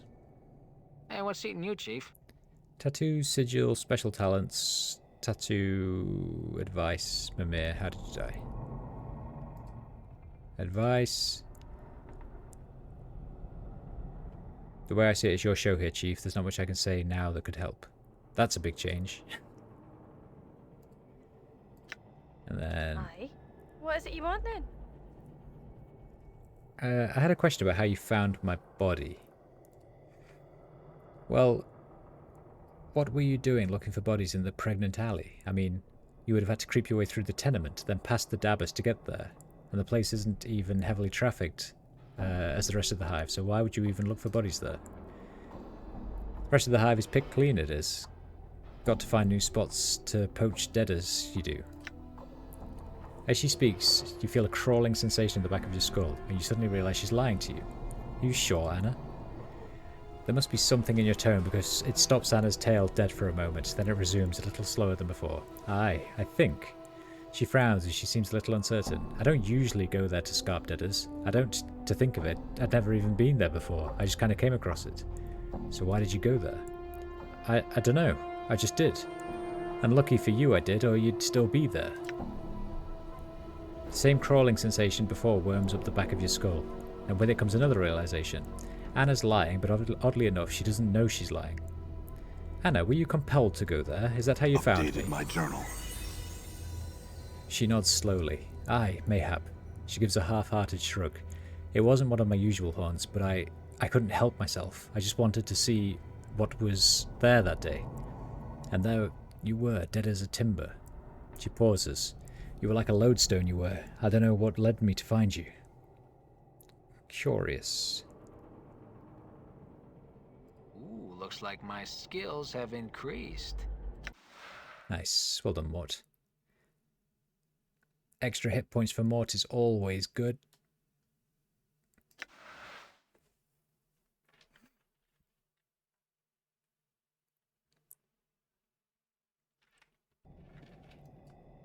Done.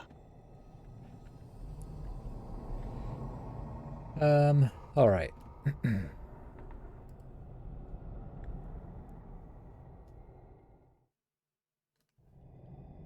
All right. How do we think we resolve this? Greetings. It turns to face you and a series of symbols appear on its head. I must attend my duties, no time to speak.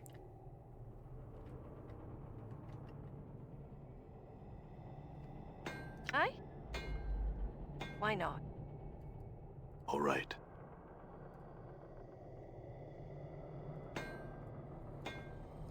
Wait, I know. Can we... I don't want to kill the thing, but can we, like, destroy something so badly that it has to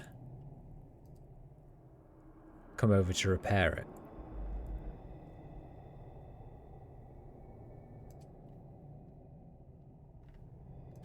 What's the word, Chief? It is I.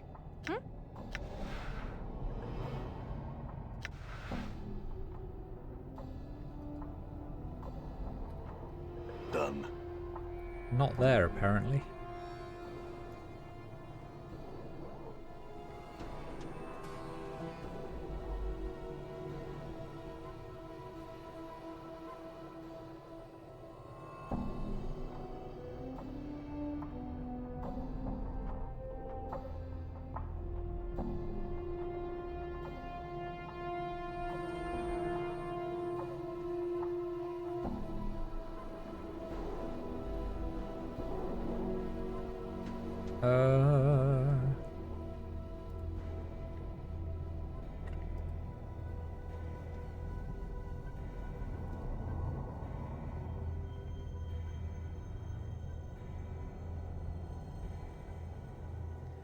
There's got to be a different way.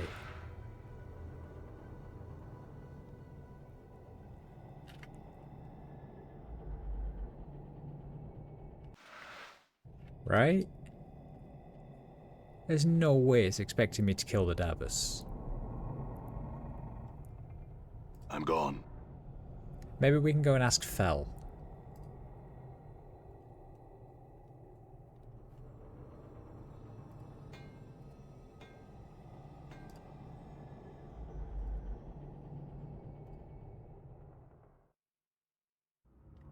I'm gone.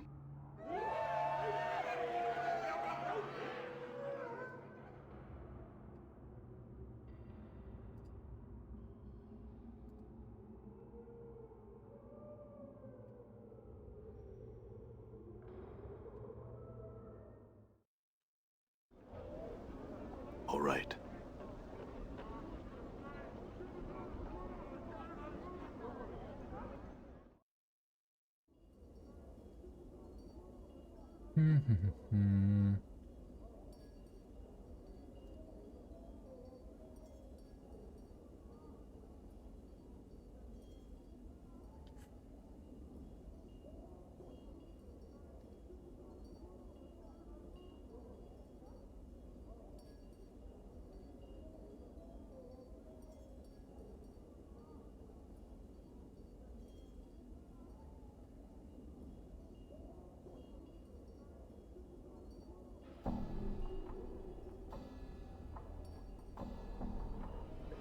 Alright, so.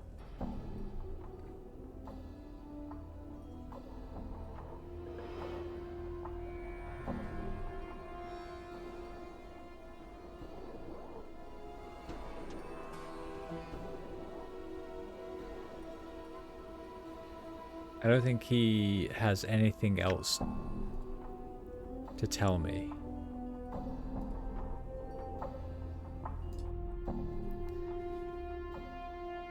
Tattoo of Wasting Darkness. What's this?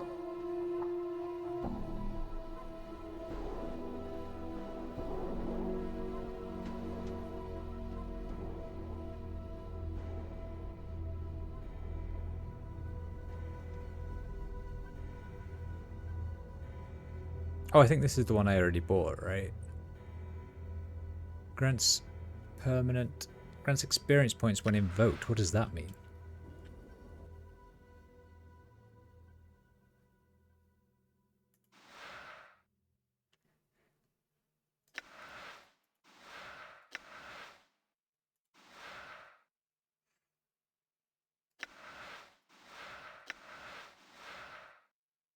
Not usable by chaotic characters. What am I? I don't think I'm neutral good. Okay. Not chaotic. I don't really know what to do. I don't know what to do.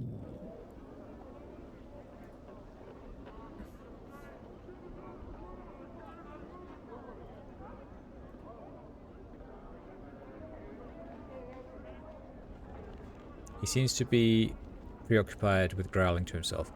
Question, Wilder. Close your ears and hear me.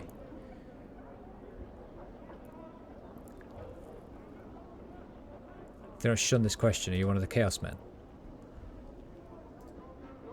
May I join?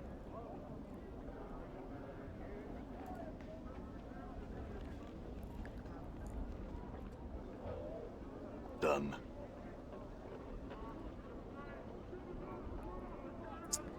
I could probably go rest. Just see one of these, then.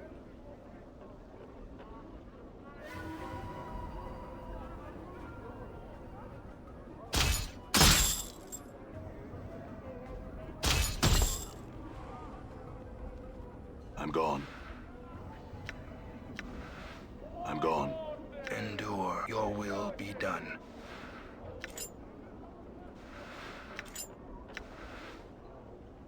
I'm gone. Making plenty of cash money. That's the important thing.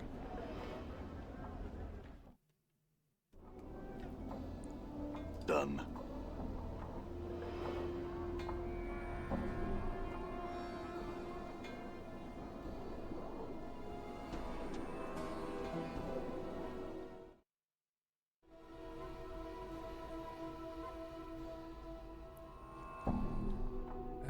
Can I rest here? Thank you.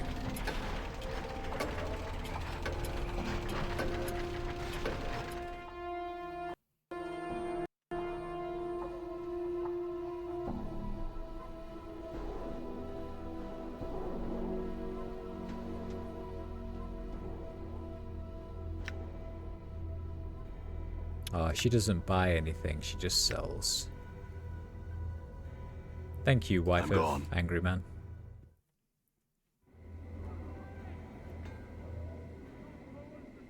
All right. Maybe one of the Dabbuses? Hello.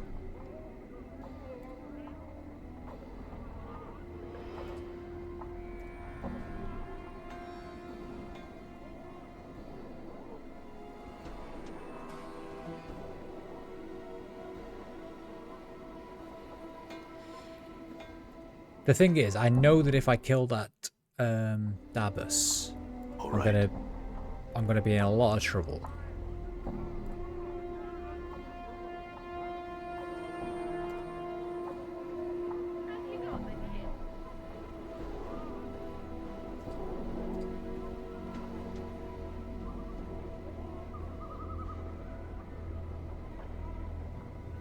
A lot of trouble.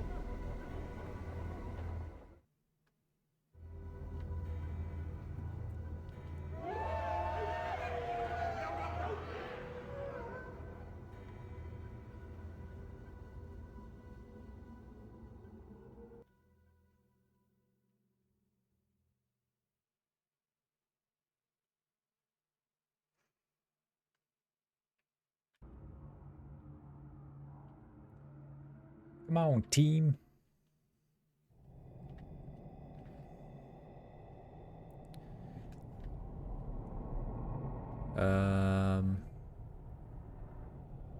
All right.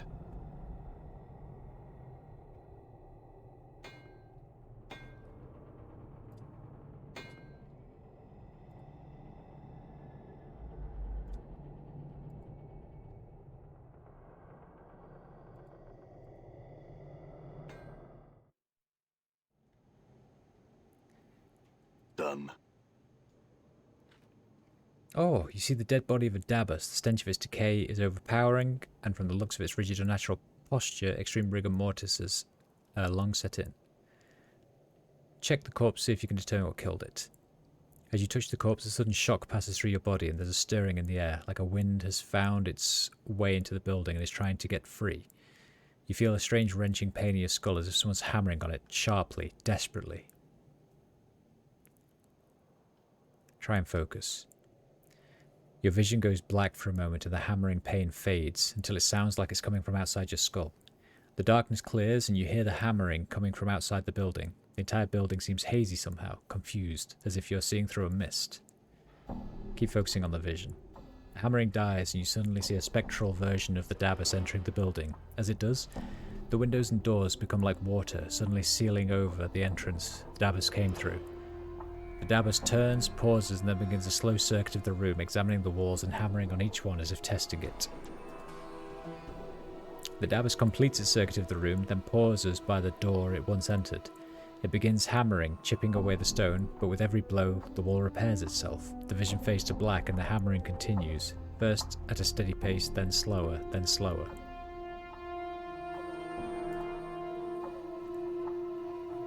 Your vision clears as the hammering ends, and you're once again standing beside the corpse of the Davos. It looks as if it withered away here, trapped in the building.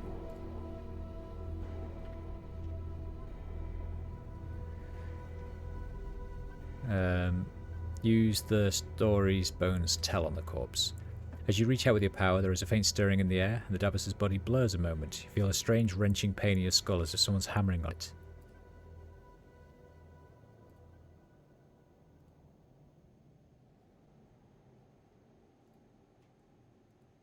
Okay, so that's the same regardless.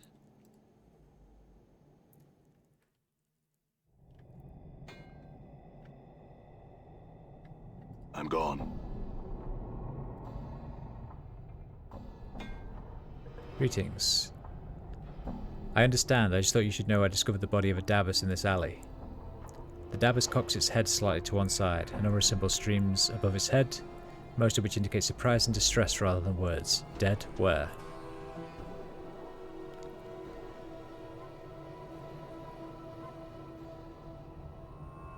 It lies in the abandoned building not far from here. It looks as though it's got trapped inside somehow.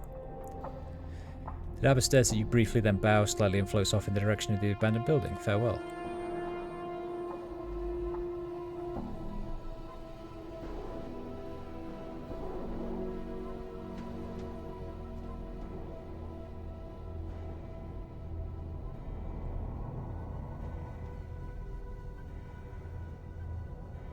Did we lock the door? I'm so confused.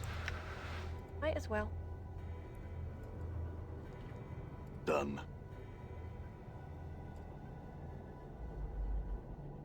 Did we lock the door?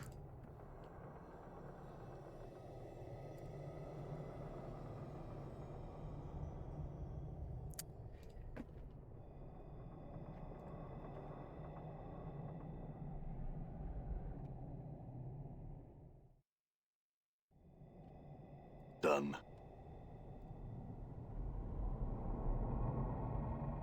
I spoke with the Davos. I told him about his dead brethren, and he left to investigate. Updated my journal. Yes, the floating one no longer repairs. It is now with the other. I have closed myself around it. It remains inside me forever. I see. Now that it's trapped, you can divide without interference, right? Still cannot divide. Too weak. Cannot undo floating one's repairs. Its changes must be reversed before I can divide. You must undo the floating one's repairs for me. You want me to undo the Davos' changes? How? Seek out the parts of me the floating one has changed. Reverse the changes. Undo the repairs. Must be exact, precise. Only then can I divide. Very well. I'll find and reverse the repairs for you. I'll probably need some tools. A hammer and a pry bar should do the trick. Updated my journal. I have a pry bar. I have a hammer. Good. I'm gone.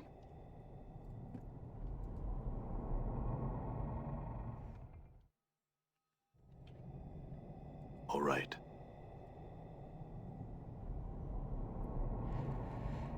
Examine more closely. It appears as if the Davos was in the process of repairing this building. Several newer and sturdier boards have been nailed in place over the old ones. With the right tool, it may be possible to reverse the repairs. Use the pry bar. One by one, you pry loose the fresh boards from the face of the building.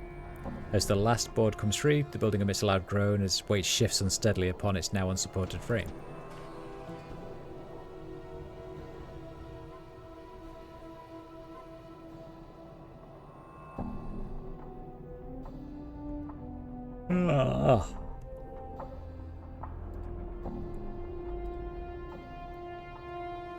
This rickety dwelling looks as though it has stood for centuries. Its wooden walls are weathered and worn with age. A number of planks on this side of the structure appear to have been recently pried loose. It appears as though the Davos was attempting to tear down this ancient structure. Several boards are loose upon the building's frame, their nails nearly pried all the way out. Use the hammer to nail the boards back into place. You hammer the boards neatly back into place. Taking a step back to examine your handiwork, you notice that strangely enough, the building no longer appears quite as old as it did at first.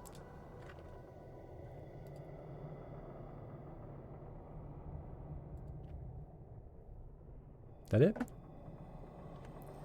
I think so.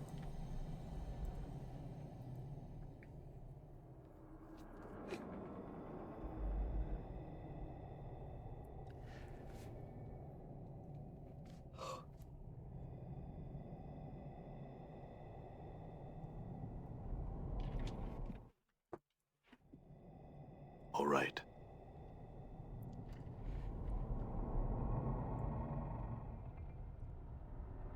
Yeah, you have returned. I've reversed the repairs. Yes, all is in order. I am grateful. Again, the wind begins to blow around you, this time with fierce intensity. The omnipresent sound of the alley begins to increase in volume until the soft murmur of the voice is nearly drowned out by the ensuing racket. Now you must go. Division begins. The way is now open to you. Updated my journal. The stone face before you begins to transform once again, its mass shifting and roiling as you look on. The entire wall seems to melt before your eyes, exposing a narrow passageway beyond. The ground underfoot suddenly begins to rock violently, and the soft sighing of the wind intensifies to a more urgent, almost human-like moaning. You can hear the sounds of crashing stones and snapping boards all around you as you dash into the passageway. Updated my journal.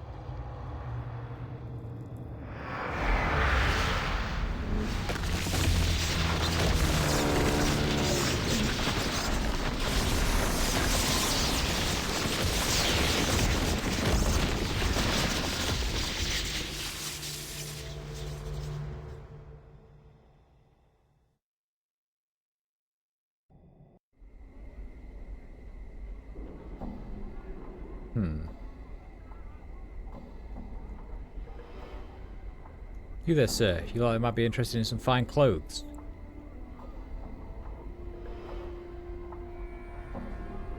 Is this the one? It's a skull, ain't it? That's what he wants. Grab it. We're in the nine hells. Let go. Help. Let go. Help. All right. What in the shit just happened?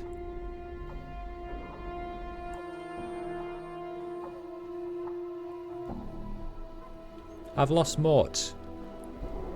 But before we do anything, I'm gonna go get a drink. I'll be right back.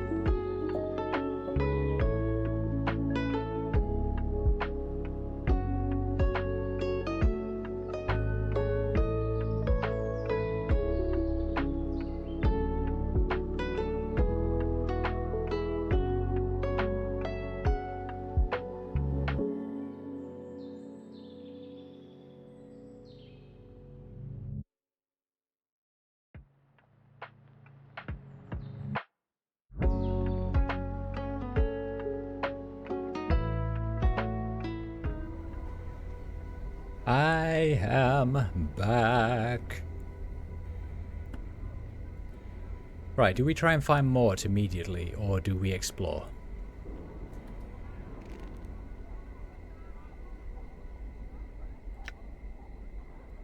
What is your will?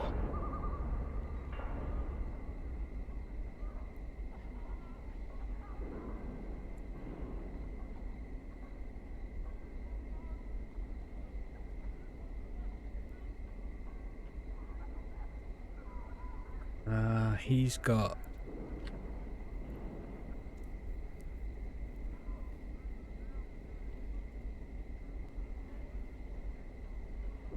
nothing new to say. Aye. What is it you want then? She's got nothing new to say. Alright then. Get your slave over here! Show for the price of one! I'm gone.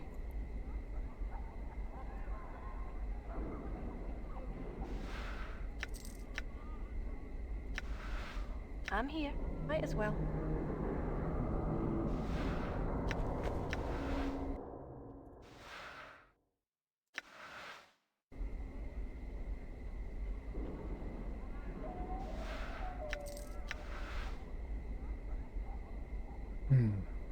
I'm gone. Oh, what's all this shit? That's all of Mort's stuff. He's just dropped it on the floor. This is so annoying. Aye, what? I can't pick all that I'm up. gone. What you be wanting now? Right. I hear your words. Aye, right. I will hear your will be done. Okay, I can pick it all up. But just. Alright. Kina. Who are you? This woman has a yellow cast to her skin and severe features. Tattoos cover her body and she wears a long blade at her side. Her eyes are like two small black pearls. As you approach her, they follow Dakon's movements. Before you reach her, Dakon breaks in. I would have you hear me. What is it, Dakon? It is my will that we not speak to this woman.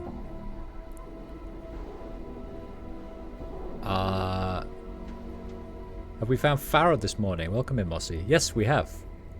We've also helped a pregnant city block give birth to a passageway for us to get through to a new area. That was weird.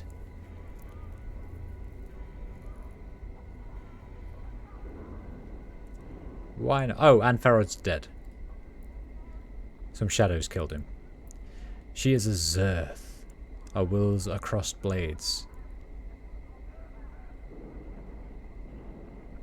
We have no common ground.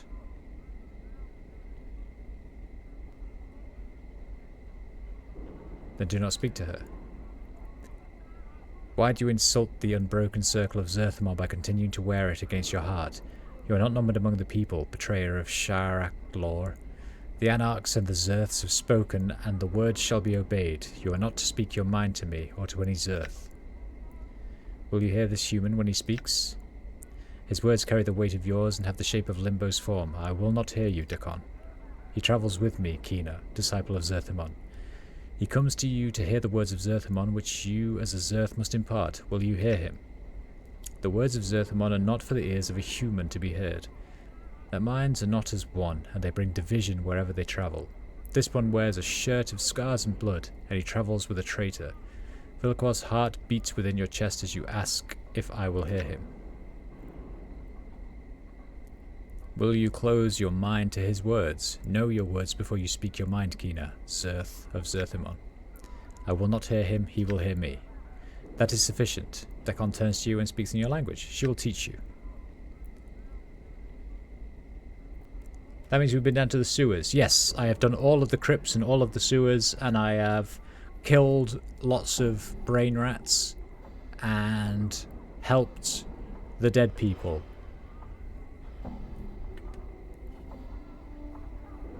And a statue face.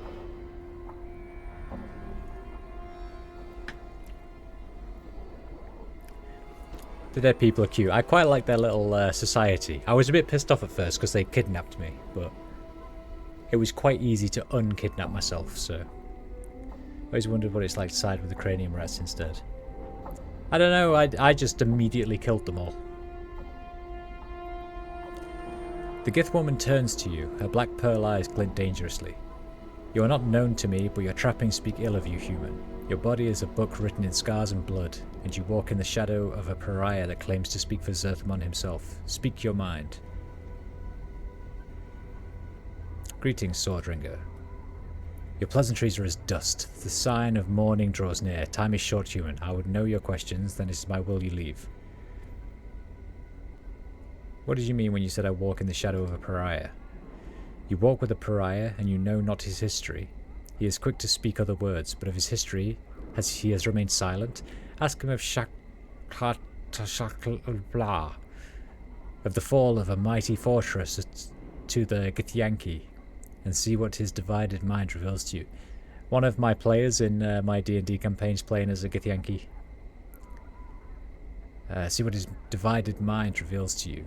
Ask him how he speaks with Zerthamon's words, but his karak is as mist.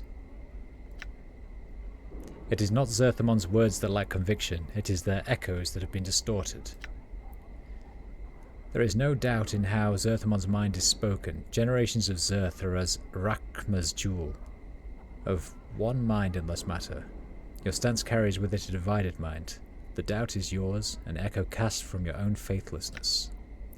Your words speak not the mind of Zerthamon. They are shaped of angles and hate, as if moulded from Gith's mind itself. You shall lie with the dead of Shraktlor,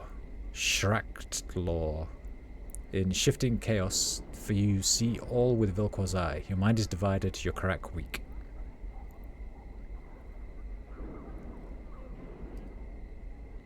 As if sensing your intent, Dakon speaks to you without breaking the gaze he holds with Kina. Hold fast and do not stand in the way of our blades.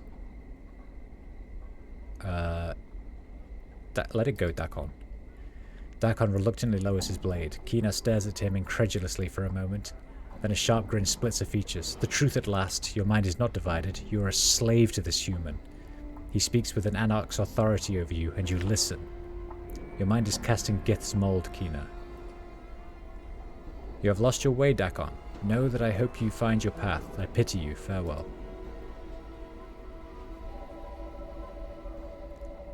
That was a very strange exchange, wasn't it?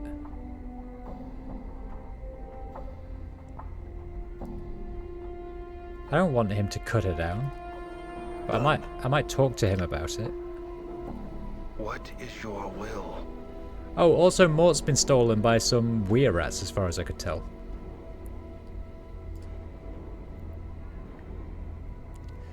Dakon, what is Shraktlor? His forehead creases as if he was struck a blow. It is not my will that we speak of that place. What is Shraktlor? No, it is the place where I died my first death. What is this place? It is one of the great homes of the people. It has suffered many wounds in its life. One of its scars is by my hand. What do you mean? Upon the rolling plain of Limbo, the people shape cities from the chaos with their thoughts. Know that there is no place for a divided mind. Dakon raises the blade from his shoulder and holds it before him. As he stares at it, it sharpens until it is almost as thin as a piece of paper. Go on. A divided mind is an unfocused mind. A divided mind fractures walls and weakens stone. As Dakon speaks, the edges of the blade corrode slightly, the metal misting and melting along the edges. Many divided minds may destroy a city. Long have I known the words of Zerthamon. Through my voice, many have come to know the words of Zerthamon. The Zerth protect the community from all threats, whether to the body or the mind. They are the guiding stones in the chaos. So it came to pass that I spoke the words of Zerthamon without knowing the words of Zerthamon. It came to pass that I no longer knew myself. So you doubted the words? No. Dakon's voice is edged and his blade sharpens in response. I knew the words, yet it came into my heart that perhaps others did not know the words as Zerthamon knew them, and so division formed. As my mind became as two, as my mind became divided, those that looked to me as a guiding stone became divided. Many scores of Githzerai, many hundred scores of Githzerai doubted. Shraktlor died that day. So those that followed you came to doubt the words as well, and the city was weakened. The enemies of Zerthamon came. Know that their hatred of his words and the people lent their blades strength. Know that they sensed the weakened city, and they brought war with them. Many Githzerai drowned in the chaos and beneath the blades of our enemies. Small beads of metal appear on the surface of the blade as if blistering. Know this happened long ago. What happened to you? As I fell from the walls of Shrek Law, know that myself was broken.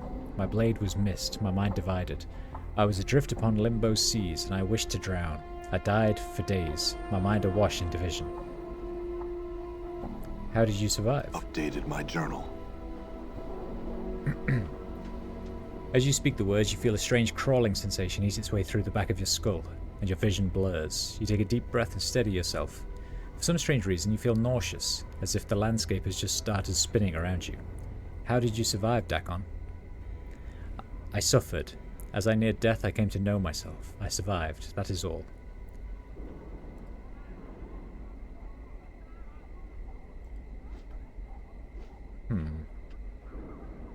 What is your will?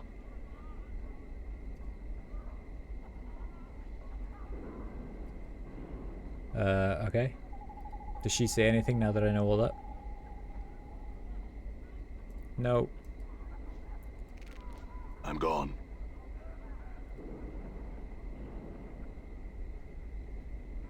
You see a middle-aged man wearing dusty clothes. He does not appear to be in the best of health. His skin is pale yellow and you see an occasional pustule along his arms. Hello! He turns and glances at you from behind hollow eyes. His eyes narrow in suspicion as he continues to glance around. What do you want? What are you bothering me for? I look the part of a tout? You seem to be a knowledgeable individual that I can learn from. Who are you? Name's Karur. In my day I was a pretty good warrior. Well, them days is over, but I know a trick or two. You feeling alright? Nothing a few years of death won't cure. It has been getting worse in the ward of late. By my reckoning, it should level out once the Great Foundry settles, or a wind blows through from the spire. What is with the air here? It's mostly because of all the portals. He has a coughing fit and then returns his attention to you. What do you mean? Lots of doors to the lower planes here, let in the bad air and fumes and such from who knows what layer of the abyss. That's why this here's the lower ward. A jaunt through this area is like breathing in a meal. Salt, smoke, pipeweed. It's all yellow blankets of smoke and stinging sulphurous gas that this ward spits out. It gives you a gap-toothed smile. Pretty, eh? You mentioned the foundry? Center of the ward, pretty much. Look for the stacks. Them godsmen make a bunch of things out of iron. Nothing fancy, but they work. Add to the bad air, too. Godsmen? The believers. They have their kip in the great foundry, banging and singing and chanting their balmy silliness on being powers in the next 10 upon 10 and a bunch of other 10 lifetimes. He rolls his eyes, then spits a brown mass from his mouth. All they do is suffer and slave and work. I slave twice as hard, and no way am I going to be any sort of power. You understand me, Burke? You said something about the winds earlier? At times winds blow in from Sigil Spire, drives the smog out, for a while. Tell me this foundry.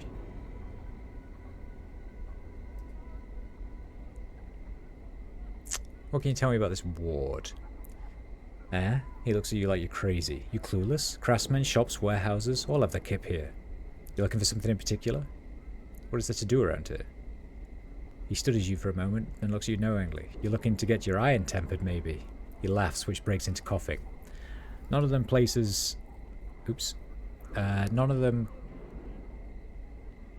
places near. Might try some of the kips in the other wards, if that's what you want. Excuse me? He laughs again, which breaks into an even greater fit of coughing. Sorry, Cutter, never you mind. You're looking for something in particular?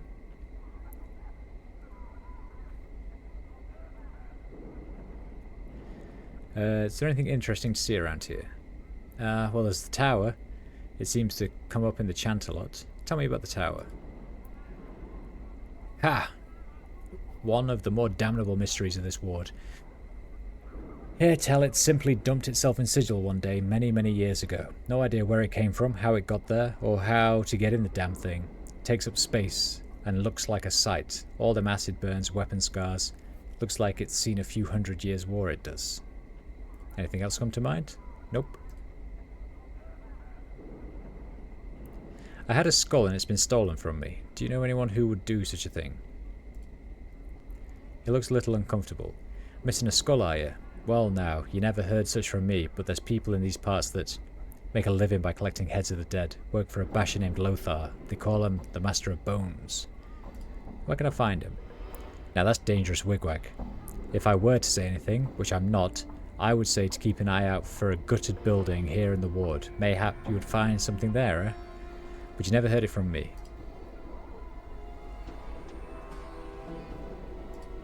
Cool. Thanks, bruh.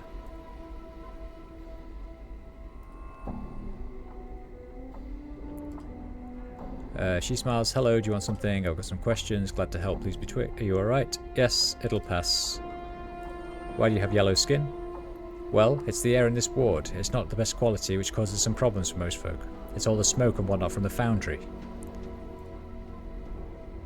Can you tell me about this ward?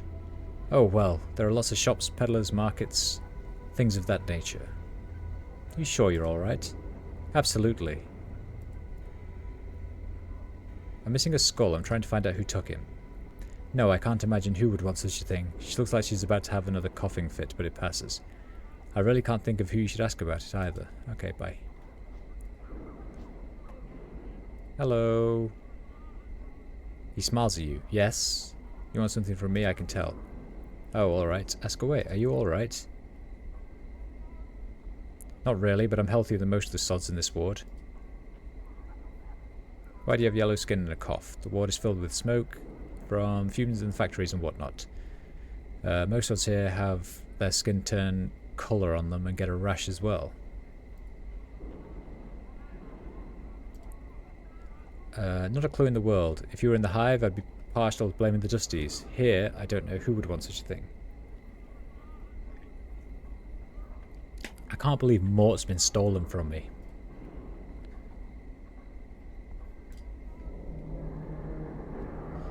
You see a Harmonium officer giving you a bored look as you approach. Hello. He gives you a bored look. Greetings, citizen. Measure 3 Vorten at your service. I don't mean to be rude, but I am on duty and I have no time for questions. If you'd like information, go talk to Ebb Creekneys. Who's Ebb Creekneys? He's an old friend of mine. I think he considers himself to be a tout now, so he can give you the chance of considering just about anything. Where do I find him? Last I heard, he pretty much set himself up in the Smouldering Corpse Bar. You can find it somewhere down in the hive.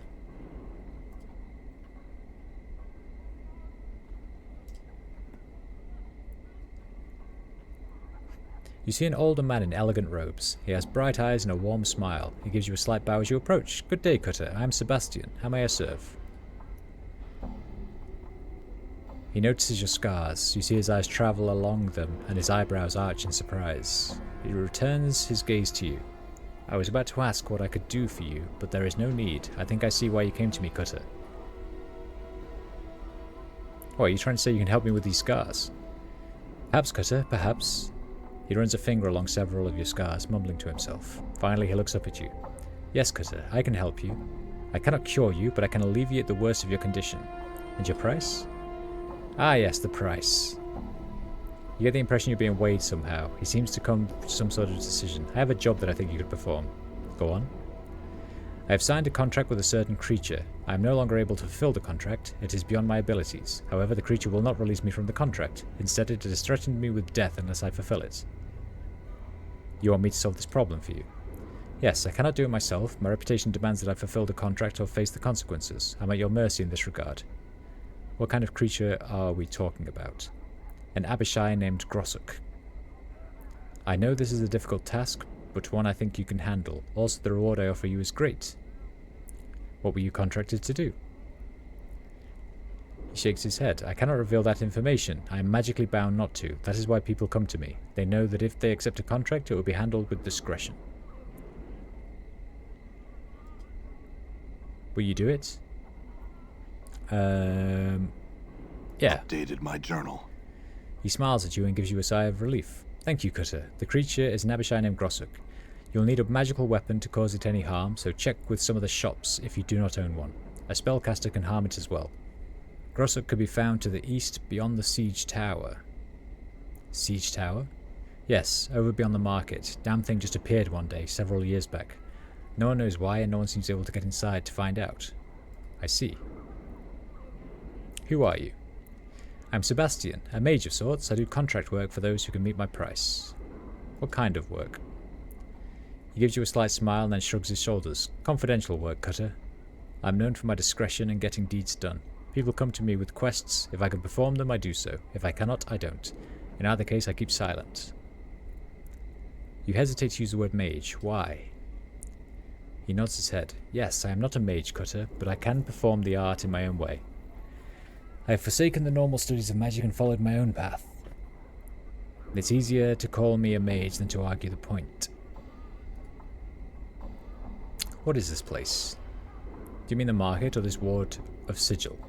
The market. This is a common market, Cutter. There are many things for sale here. Spells, potions, information, women, men, just about anything if you can afford the price.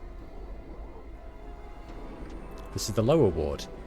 Home of the common people of the industrial side of Sigil. It's not the slums of the Hive, yet it holds no splendour such as the ladies' ward. Why is it called the lower ward? He lets out a short laugh and shrugs his shoulders. That depends on your point of view, Cutter. The rich say it's because this is the home of the common or the lower classes. If you ask those who live here, it's because of the portals and the incident. The incident? Yes.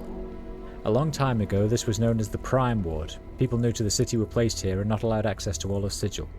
There were many other restrictions placed on them as well. Some Burke took offence to that and decided to form a rebellion. It went nowhere, of course, until he made a fascinating discovery. You see, there are a lot of portals in this area of the city, and most of them open onto the lower planes. Well, that balmy Burke found a way to open them all at once. He allowed anything that wanted to come through the portals into the city. It became quite bloody. A terrible war ensued. Anyway, that's why this is known as the lower ward, because of the portals. How did this person open all the gates? He used an item that he either had commissioned or made himself. What was it called? Ah, I remember. The Shadow Sorcelled Key. At the mention of the key, you begin to feel dizzy. The world around you freezes and everything turns grey. You sense a past memory trying to force its way into your consciousness. Relax and let it come. Updated my journal. The world around you fades and you find yourself in the darkened streets of Sigil, your heart's pounding, trying to break free from your chest. Your breath comes in ragged gasps. You've been running for hours and it seems you cannot stop.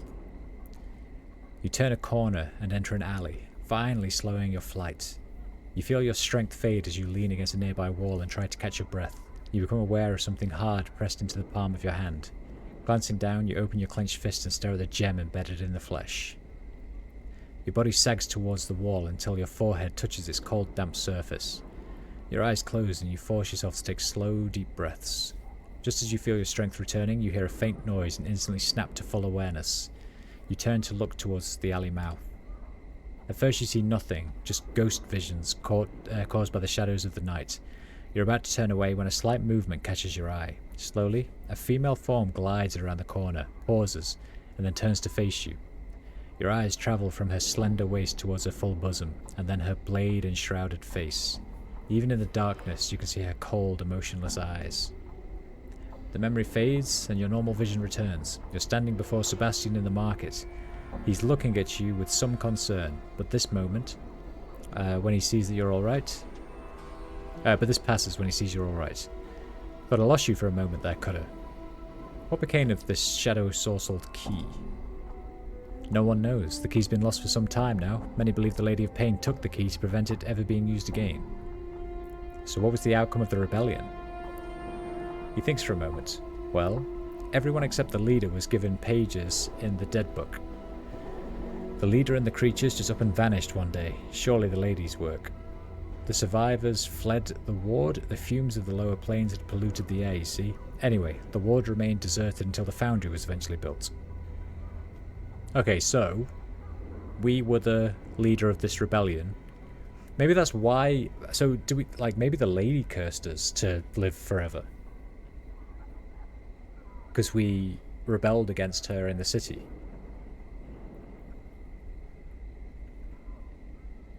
And as leader of the rebellion, she's cursed us to live forever. Oh, that's a weird curse, isn't it? Like... But when we got mazed by her, they had shadows in the maze. So potentially the shadows are associated with the lady.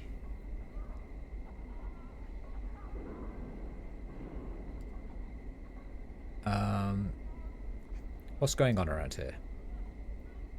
What do you mean, Cutter? Life, Cutter. Life as usual. Nothing more. I had a talking skull and he was kidnapped. Can you help me? He stares at you for some time before answering. A skull?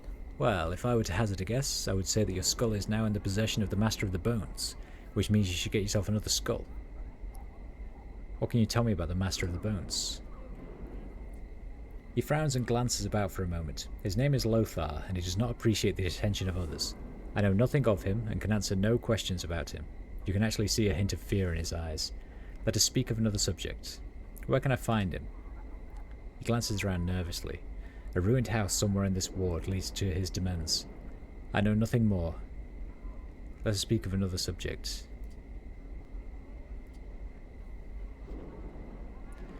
Alright. Then we've got... I'm assuming she's not saying anything new. Ah. The purpose of this device is unknown. It appears to be some sort of drawbridge-like contraption. So then we've got Xanthia. You see a pretty young woman in fine clothes. Her skin lacks the usual yellow tint of the inhabitants of this ward. She appears to be watching 3 nearby creatures with interest. Hello. She turns to face you and an annoyed look crosses her face. Yes, what do you want? Who are you? My name is Xanthia. Is there something else you want? What are you doing here? There's going to be a fight and I want to see it. It should be interesting. A fight? Yes, see the 3 Thokola over there? She points to 3 hulking creatures with rippling muscles. They're going to try and kill an Abishai. The stupid oafs. I've heard of something called an Abishai. What exactly is it? It's a lower plains creature, a Batezu, I think. She frowns in thought. In any case, Abishai have a nasty disposition, sharp claws, and can cast spells. Very formidable. The Thokola look like they can take care of themselves.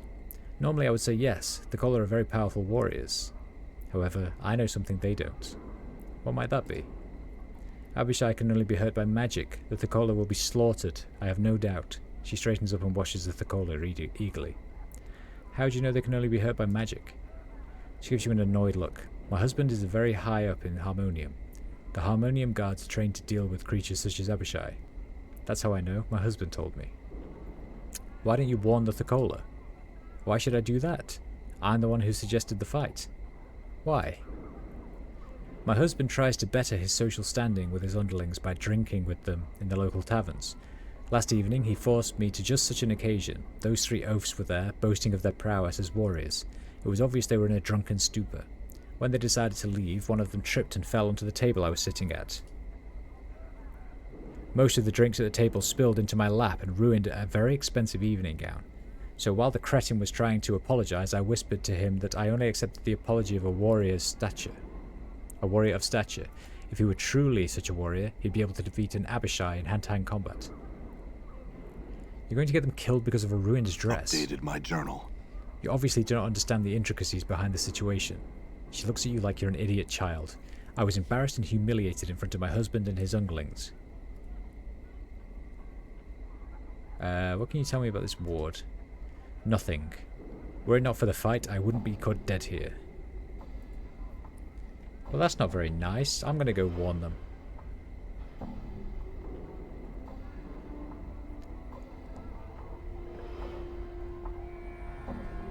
Wait, why is there a shadow here?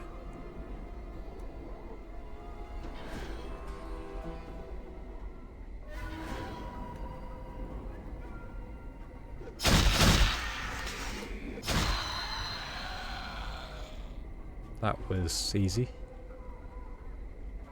Is it because it's nighttime or because I'm here?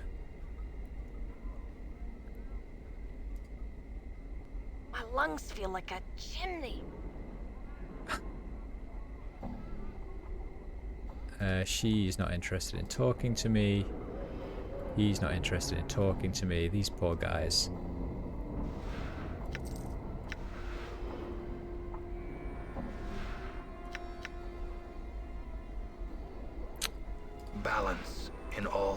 your path is mine.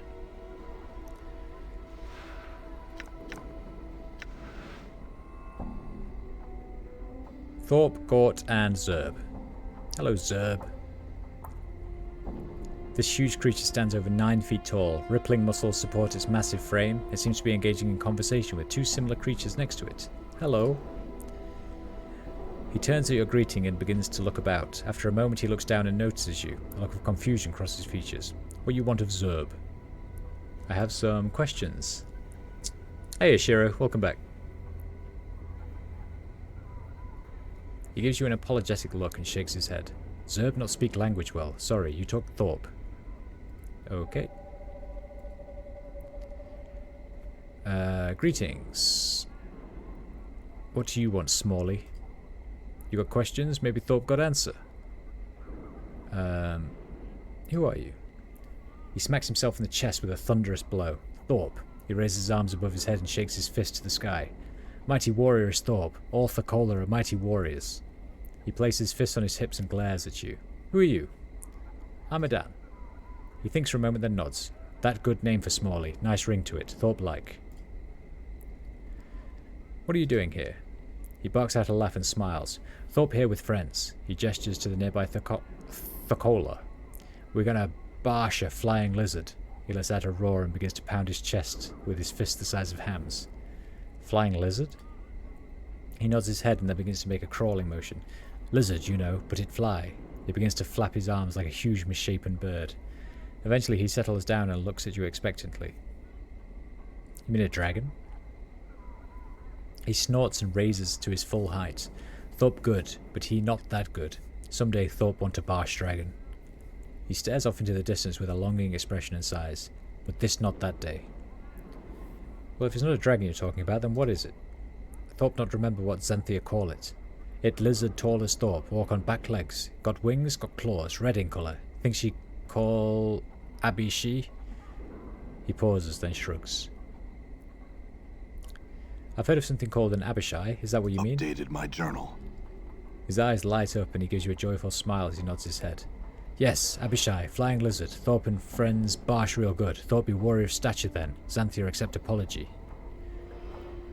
What's this about Xanthia and an apology? Thorpe take friends to tavern last night. Thorpe get stinking drunk, fall on Xanthia's table, spill drinks all over her. Xanthia say she not accept apology unless Thorpe be warrior of stature.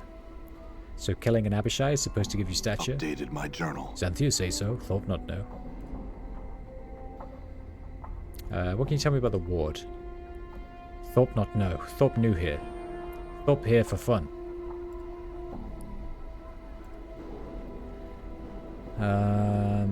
I've talked to Xanthia. They said you're going to fight an Abishai. That's right. Thorpe and friends bash. Warn Thorpe. I've learned that Abishai can only be hurt by magic weapons. Updated my journal. Need magic? How you know? I talked to Xanthia. She told me. He seems confused at first, then a look of realization appears on his face. Xanthia play Thorpe for Coney. She lie. Try to get Thorpe and friends dead. I'm afraid so, Thorpe. Xanthia not deserve apology. Thorpe free from debt for her. Yes, you are free of your debt. Thorpe, thank you. You save life. You save life of friends. He turns to the other Thakola and speaks to them hurriedly. After a moment, all three bow to you and each hands you a pouch of coins. Thanks. You a good friend. You deserve. I'm gonna go now. Bye-bye. Yo, what up, Xanthia? Hehehe. She gives you a look filled with hatred. You warned the brute, didn't you? No, I don't know what you're talking about. Very well, play your games of deceit. Know you this, Burke. I do not forget an insult. Good day to you. Bye. I'm gone. I'm gone.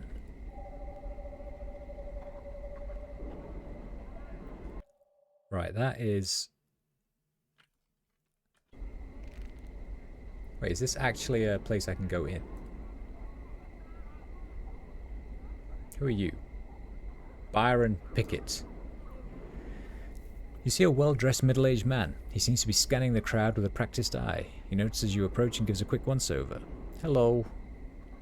He smiles at you and gives a barely perceptible nod. I am Byron Pickett, moneylender. No. Byron Pickett, moneylender. How may I help?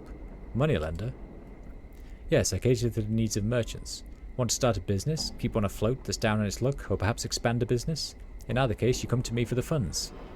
I doubt that you're a merchant, sir, so what can I do for you? I'm a merchant. A merchant of death, maybe, but not the kind I do business with. If you insist on monopolizing my time, please come to the point of the visit. Can you tell me about your business? No, I see no reason to. You're very obviously not someone I would conduct business with. I think you should leave. What is this place? If you mean the ward in general, it's called the Lower Ward. If you mean this particular locale, it's an open-air market. The Lower Ward is the home of the common people. Look about you and you'll see that there is what there is to see. Nothing. Nothing of any interest. Then why are you here? The one thing these mindless sods are good at is for spending their money. It gives them the feeling that they are actually accomplishing something with their otherwise meaningless lives. Go on.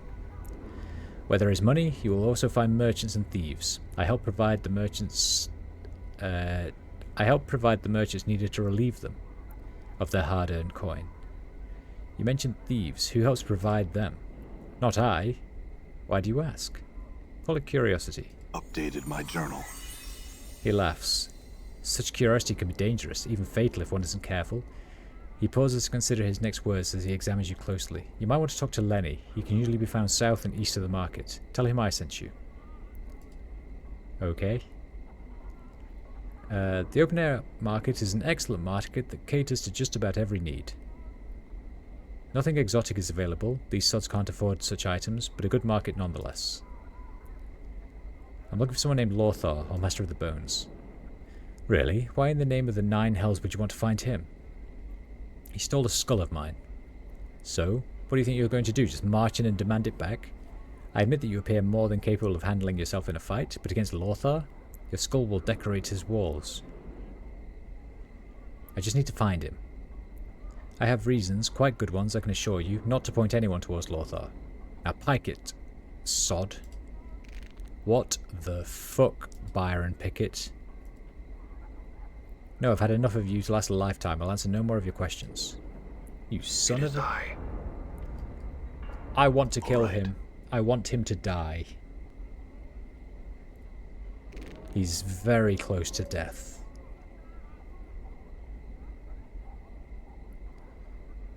Guilt Spur. You see a florid, boisterous man.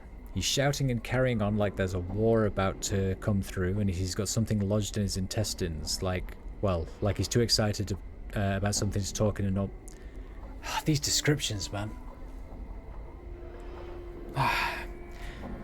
He's shouting and carrying on like there's a war that's about to come through, like he's got something lodged in his intestines, like, well, like he's too excited about something to talk in a normal tone of voice. His rapid-fire delivery makes it difficult to understand him. You, sir, you there. You look like you could use something. I'm not quite sure what it is yet, but give me time, and I'll have you figured out on the spot. You need rooms? I've got rooms. You need supplies? I've got supplies. I got questions for you first. Keep it snappy. Tell me about the Master of the Bones. The Master of the Bones, the Lord of the Bones of the Night, librarian of the most grisly library this side of Set's home. Skulls sit upon his shelves, whispering their secrets into Lothar's hardened heart, and all who have temerity to face them. There is much that can be learned there, if the place doesn't drive you mad first. Can you get to the point? My apologies for trying to make this a little more interesting to you, just trying to add a little spice. It's to the spire wood of sigil there. Might be a burnt shell of a building. It's possible that you will find a ladder strung of human sinew, or perhaps just wood, that leads down, down, down, down into the heart of Sigil. And when you set foot on ground again, you could come face to face with Lothar himself. What does he do with the skulls? They say dead men tell no tales, but in Lothar's salon, the dead spill their secrets to the willing ear. The more dead, the more tales, the more chant. And the more chant, why, the more one's eyes are open to the very heart of the multiverse.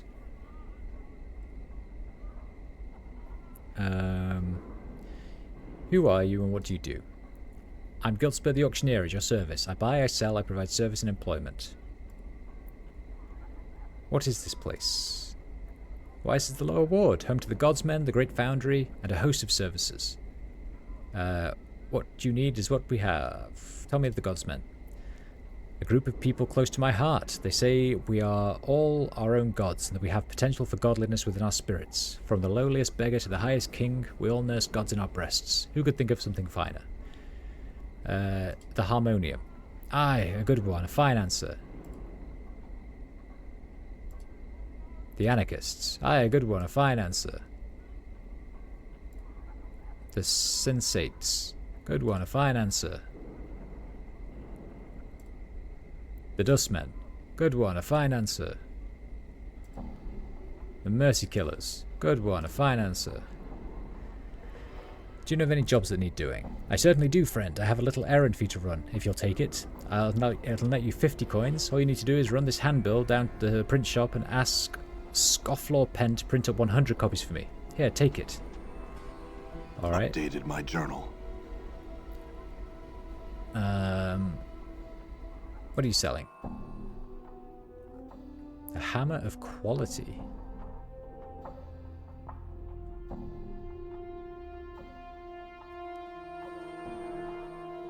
Oh, he's just selling crap.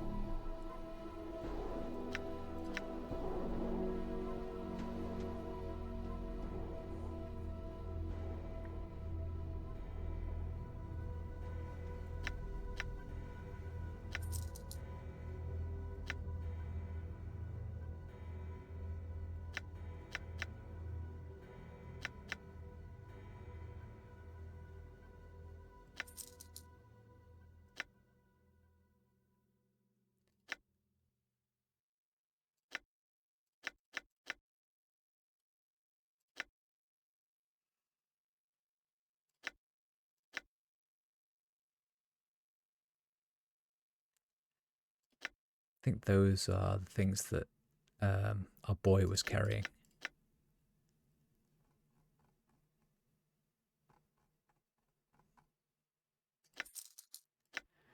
Who's got his tooth? Oh, there we go. Okay.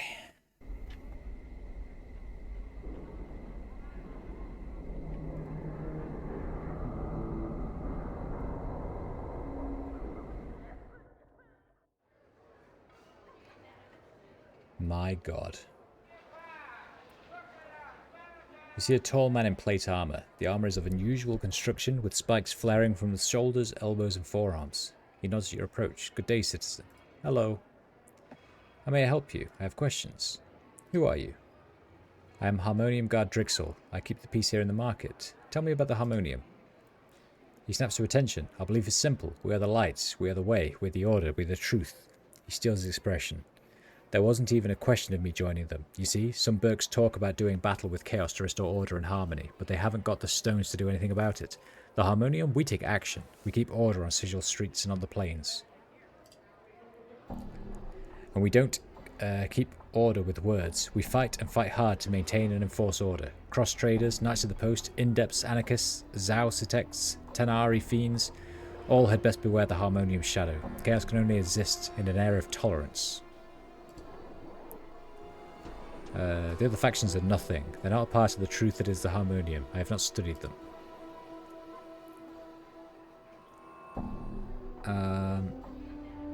I'm looking for someone named Lothar. He gives you a dumbfounded look, starts to say something, stops, then starts again. Ah well, no one knows for certain where Lothar is, citizen. He hasn't broken any laws that we know of, so we at the Harmonium leave him be. I suggest you do the same.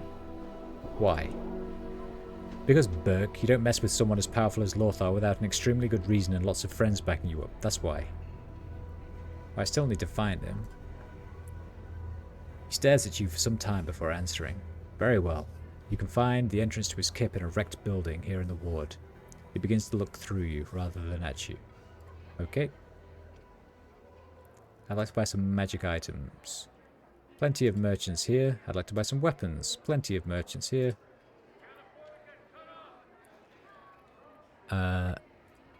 Shoppers.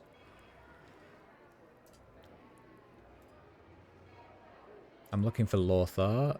I can't help you. The chant is in the ward, but I don't know where. Okay. What about you? Hello. Questions? Lothar. Alright. I don't think any of those are any good. Alec.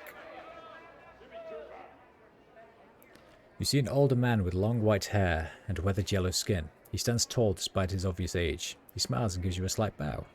Hello. And to you as well, Cutter. How may I serve you? He raises his eyebrows as he waits your answer.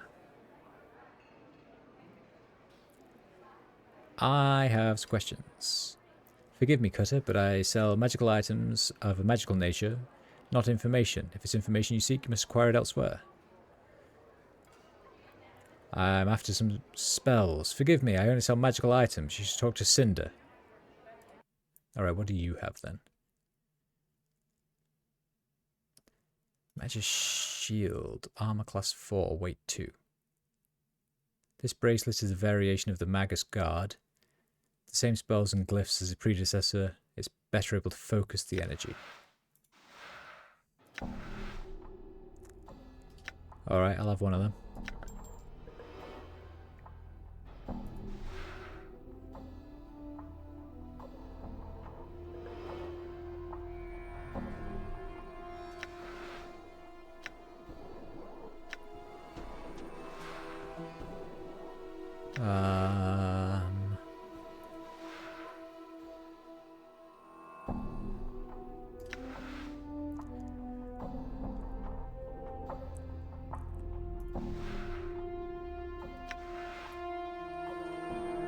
Should I buy a displacer ring?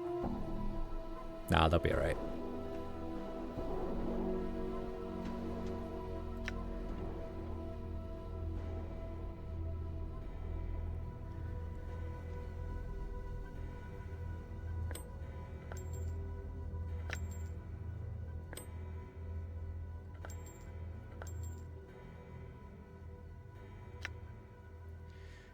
Nice, what are we at? -3, -1, -1. Good.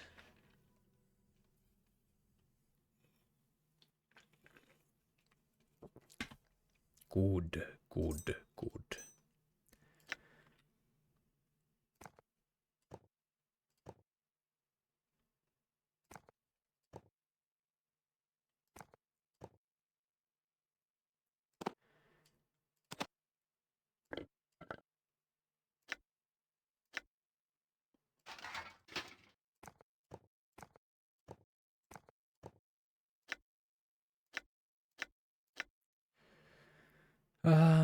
Okay.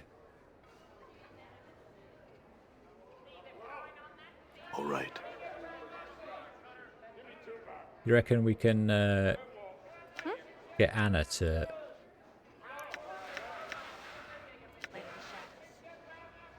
Hide failed? What the fuck, Anna?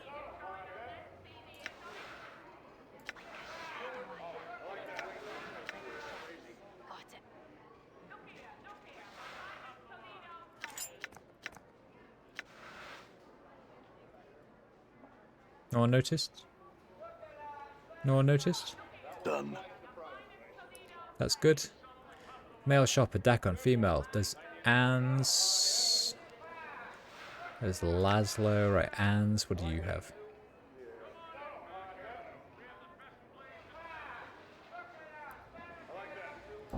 Hello. Greetings to you as well. Anne's is my name. I got lots of time to give you the chant. What you been needing? I'm looking for Lothar. Can't say I've heard of Lothar, but this Bones fella, yeah, I've heard of him. The chant is, you don't mess with him. Powerful cutter. Consorts with the dead and such. What can you tell me about him? You heard it all, Cutter. Don't know anything else. Where can I find him? Don't know. Okay, you're helpful. What's this furnace used for? He glances at the furnace, then lowers his voice. The furnace does nothing other than teach me lazy boy's responsibility. That boy's always yapping and talking and such, reckons himself a scholar, and don't know the value of real work. If you have serious questions, well, he may be better to ask than me. Can I buy some weapons?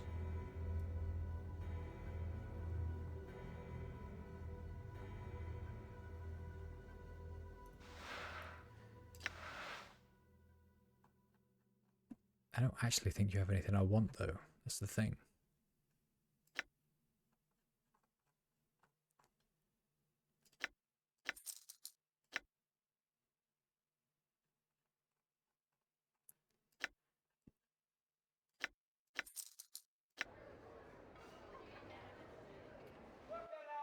Should probably... like, green steel dagger and high quality stiletto. I don't need.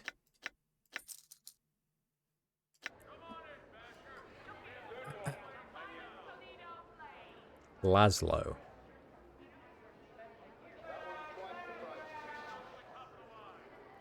You see a young boy with pale yellow skin. His clothes are dirty and in need of mending. He's tending to a furnace. Hello. Do you need some help? Yes. I'd be pleased to help you. What is it can I answer? What is this place? It's the open-air market. A lot of buyers and sellers coming here to set up their kip for the day. I've been here for a good time. I've been selling work here for a while under the eye of Midar. One day I could be running his stall, I could. What do you do here? The furnace, it used to... I don't know what it's used for, but my dad says it's important to keep it stoked and burning. Is your father one of the merchants here? Ans is his name. That's my dad's stall over there. If you don't have what you need, he may be able to point you to it. What kind of goods are available? There's many a thing to be had. Food, drink, magic weapons. Are you looking to buy some supplies? Where can I buy magic items? That'd be Alex's stall over there. Where can I buy weapons? My dad can help you. His stall's over there. His name's Ans. Can you tell me about the ward? Oh aye, this is the lower ward. Common folk live here, like me and my dad. His eyes widen a bit and he looks excited. Do you know why it's called the lower ward? No, why is it called the lower ward? Well, as it's reckoned, the ward's got a mess of portals from the lower planes all riddled through it like cheese, so it does. So I suppose that's why the name stuck. Why are there so many lower planes portals here? It's a mystery to me as it is to you, Cutter. Not sure if there's a reason for the portals as much as just circumstances. Could be the lady's will. Could be a chance, I suppose. Do any creatures ever come out of these portals? His eyes grow a little wider. Aye, they do. Most of them just stopping through. You look nervous. You've seen this for yourself? Aye, I've seen it. It was just last week or so. I saw a couple of Abishai come through the portal. They talked a good bit and then one of them went back through. The one that stayed is still there. What were they talking about? I don't know for sure.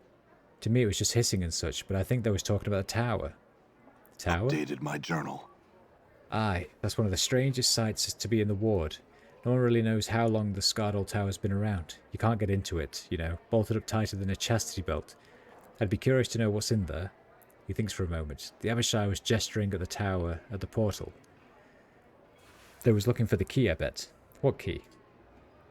The key to the portal that leads to the tower. Every portal has a key that opens it to somewhere.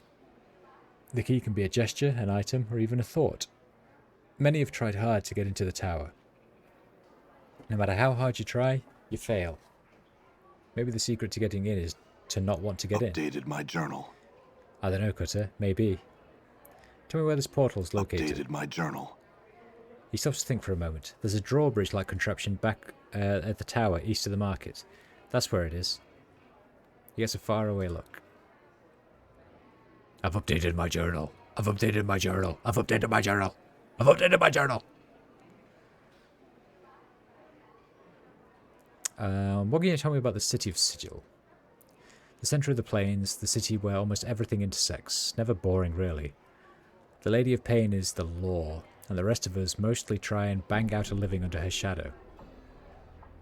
What can you tell me about the Lady of Pain? Don't know much about her. She keeps the powers out of Sigil, keeps the fiends out, and talks and deals with nobody, except maybe the Dabbas. She'll pen you in the dead book damn quick if you worship her or try and hurt Sigil. Her face and the blades surrounding it would be the last you'd see. Interesting. At the mention of her face surrounded by blades, a memory forces itself into your consciousness. For a moment you're standing in a darkened alley breathing heavily. Approaching you in the darkness is an uncannily beautiful woman, her face shrouded in blades and with cold eyes. Suddenly the memory fades and you're talking to the lad once more. Why does everyone seem to have yellow skin around here? It's the sickness it is, caused by the bad air. What with the smoke and all, the factory smogs, it can get pretty hard to breathe easily around here. He shrugs. Some days it's not good to be out when the smogs linger too long. They can scald your eyes right out of your skull, it's said. Can't something be done about it? I don't know. At times, the wind comes from the spire and blows the city clear of the smog, but that's not as often as would be liked. He blinks, glances around and shrugs. Ladies will, I guess. Don't make much sense, but then little does if you look at it long enough. Is there anything worth seeing around here? Not much to see. The Great Foundry is impressive, though. You might check that out. Home of the Believers, you know. He stops to think. Most of the more amazing sights are in the upper woods. It might be better to look around there. I hear there's a brothel there, the Fest Hall, and some other places that are more interesting. I don't know for sure. I've been here all my life. Tell me of the Foundry. Centre of the ward, pretty much. An impressive structure, to be sure. You can't miss it. It's just head north. You'll know it by the big gates. Tell me about the Believers. They've got a bunch of names. Believers, Godsmen, Believer of the Source. We mostly just call them Godsmen. They have their kip in the Great Foundry, and they seem to get by pretty well. They're a pleasant bunch. They believe that everybody can be great as the powers even, if you just strive to reach it. It might mean you have to start life over a bunch of times, but you'll eventually get there after a time. So they're another faction here. What faction are you? Oh, me and Midar are Indepts. We're a faction that's not really a faction. We're a faction that believes that people are free to do as they will. We're a pretty loose bunch, and we don't take too kindly to making or obeying other factions. What's the purpose of all these factions? The factions are them that govern most of Sigil in the day-to-day business. There's a bunch. There's the Dead, the Dustmen, that takes care of all the dead bodies on the streets, and then there's the Governors that make the laws, and the Sensates. There's a number of factions. Here in the lower ward, we mostly deal with the Believers, the Godsmen. They have their kip in the Great Foundry, and they're a pleasant enough bunch. Will you tell me about the other factions? Nothing really. I never cared being an Indep and all. The faction houses have plenty of people who will give you the chance. Go ask them. I'm missing a skull. Know anyone who'd want something like that? He becomes rather excited. Missing a skull, are you? I bet I know what happened to it. In the ward is a fella, a mage or a priest to hear tell, who collects heads and puts them on his shelves like books. They're dead, but his magics are such that he can make them answer questions for him, even though they're in the dead book. Where can I find him? Not sure, really. I heard tell that he's got a kip in one of the ruined buildings around here, but I've never been there. Others might know, though. Might ask Sebastian about it. Where can I find Sebastian? Go back to the square and head a little north and west. Sebastian sets up kip at the drawbridge-like contraption. Thank you. I feel stronger. I feel stronger from talking to this young boy.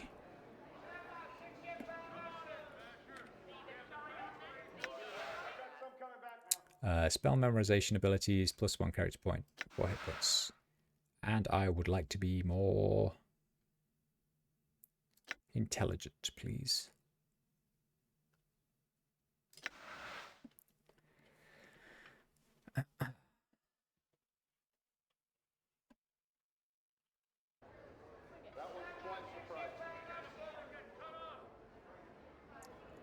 Right, what else have we got? I'm gone. This guy, Cinder. You see a large blustery merchant. He looks to be totally hairless and his pale yellow skin is scarred as if from burns. Greetings, I'm Cinder. I heard about you. You be the scarred, clueless fella that's going around the wards asking questions. What can I help you with? You look like you have a few scars yourself. Aye, I do. A few years back I had me kip set up in the hive. Some balmy mage decided to burn the ward right out of Sigil.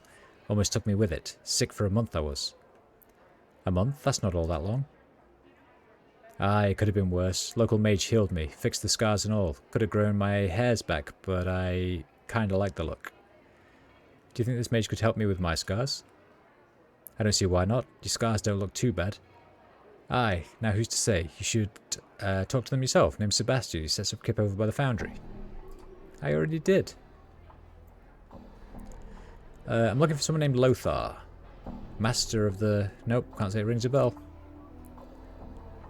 I want to buy weapons. I want to buy magic items.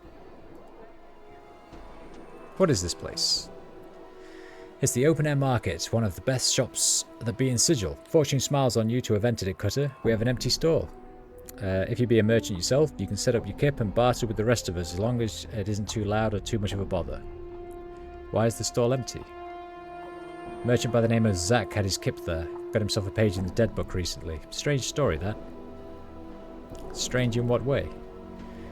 Well, I don't know the dark of it all, but Zack had a bit of business trouble and needed some coin. Got himself a loan from Byron Pickett, the moneylender. After that, Pickett started trying to take the business from him, but Zack refused. Not long after that, Zack was a debtor. Pickett took his widow, Trist, to court to get the jink Zack owed. She claimed the debt was paid and she had the papers to prove it, but they turned up missing. With no proof of the debt being paid, the business was sold and the widow Trist was held responsible for the remaining debt. She couldn't pay, so it's the block for her. The block? Aye, the auction block. If you can't pay your debts, you get sold into service for a few years as punishment. Where can I find the block? Head north from the market. You can't miss it. You said something about missing papers. Updated my journal. Trist be saying that her husband Zack paid the loan in full and that she had the papers to prove it. When she went to get them, they were gone. He snorts and looks angry. I'd be laying jink down that Pickett's behind it. Where can I find this Pickett? He says some kip right outside the market. You can't miss him. Is anyone looking into this matter? Aye, the harmonium. No evidence of wrongdoing could be found, of course. Corvus, one of the harmonium guards here at the market, is real interested in finding what happened to Zack.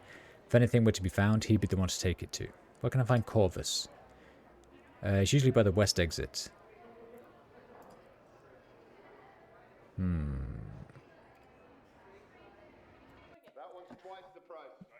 What spells you got, bruh? Cone of Cold, hell yeah. Ball Lightning I think I've got.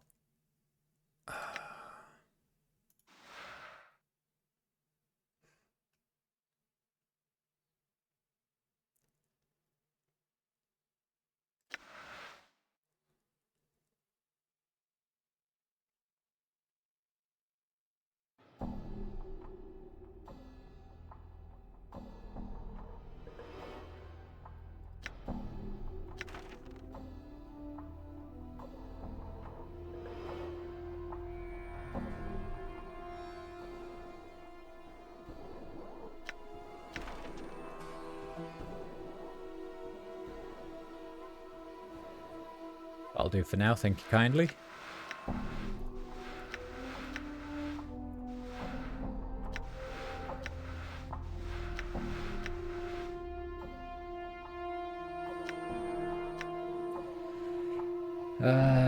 Mage Spellbook.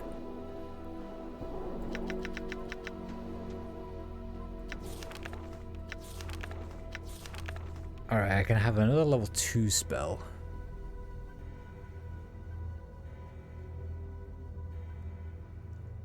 Maybe I should have... There's no point having Nox Swarm Curse, maybe. Have another level 3 spell.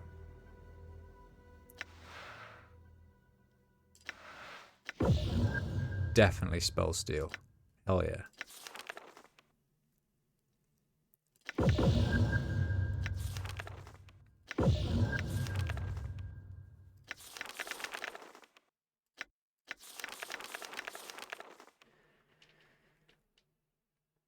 I'm up to level 5 spells. I'm a badass.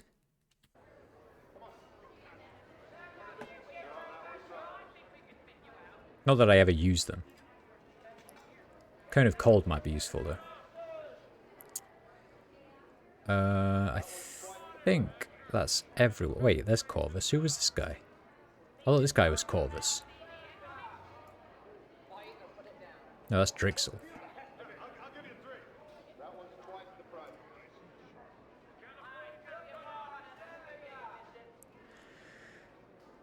Good day, I'm Guard Corvus. Hello.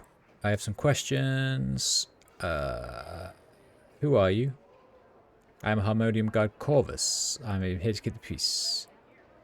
Our belief is simple. We're the light, we're the way, we're the order, we're the truth. We maintain and enforce order here at Sigil. We police the city. I know little about the other factions. I'm sorry, but you'll have to take your questions to a representative of their order for answers. I'm looking for someone named Lothar. I would counsel you against disturbing Lothar, citizen. I doubt you really want to find him. Updated my journal. Why? I'm a realist, citizen, as well as a Harmonium officer. As a realist, I know that there are those who are above the law. It is a fact of life. Some people don't fear the law because of their connections in the city, others due to their sheer power and the fear they instill in people. Lothar is a power to be reckoned with, citizen. He's untouchable, if you understand my meaning. I still need to find him. Updated my journal. Very well, citizen. His kip is somewhere south of here in a wrecked house. Good luck to you. Do you know someone named Lenny? Yes. I know a thief who goes by that name. He could be found over by the siege tower. What can you tell me about him? Anything I know about that individual is harmonium business, citizen. I cannot discuss such matters with strangers. Perhaps after I get to know you better. Do you know someone named Byron Pickett? Yes, I'm familiar with Byron. What can you tell me about him? Okay. Weapons is from Anne's. Magic items is from Alec. Try to see what he's looking at. You glance over your shoulder and notice a young lady wandering about the market. Corvus seems to have his eyes locked on her. You seem preoccupied. What are you looking at? He snaps his attention back to you. I beg your pardon, citizen. Please excuse me. She has the voice of an angel and she's such a pretty young thing. Why don't you go talk to her? You seem quite infatuated. Updated my journal. An uncomfortable silence fills the air. Finally, he turns his attention back to you. I just couldn't. I mean, a woman like that. Well, she must be. Was there anything else I can help you with? I want to talk to you about Zack, the merchant Zack. Updated my journal. Anything I know about that is harmonium business, citizen. I cannot discuss such matters. All I can say is Zack is murdered and an investigation is being conducted. If you discover anything that will further that investigation, please bring it to my attention.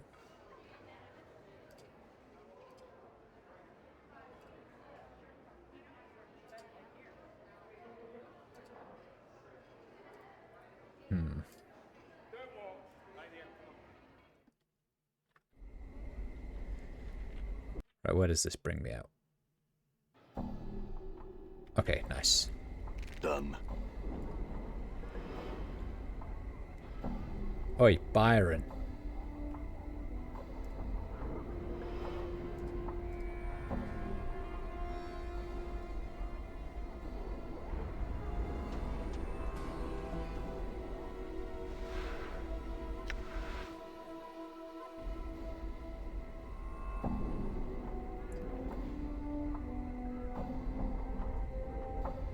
Hey, there's Lenny.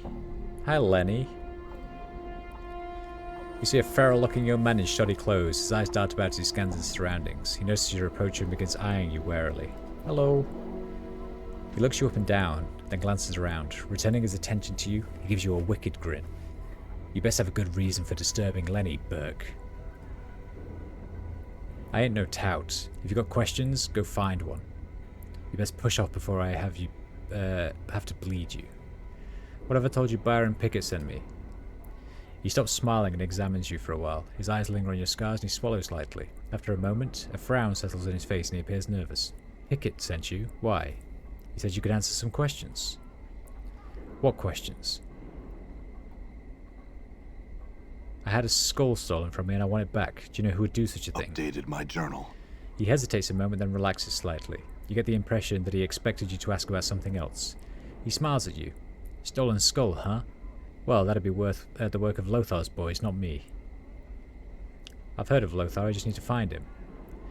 Now, I don't know that I could be the one to answer that question. Ruined building just south of the siege tower. You can't miss it.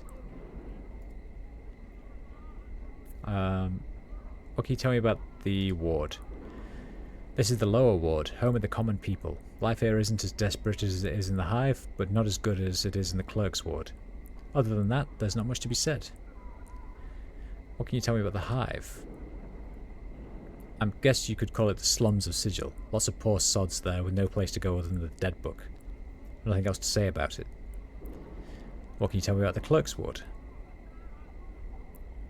I guess you could call it the slums of... oh no. The name says it all, Burke. Clerks, clerks and more clerks.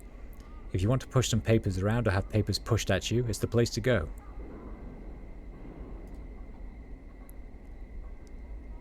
Alright, thanks, bruh. Thanks, bruh. I appreciate that. I miss my talking skull, pal. The coffin maker. How do I... ah.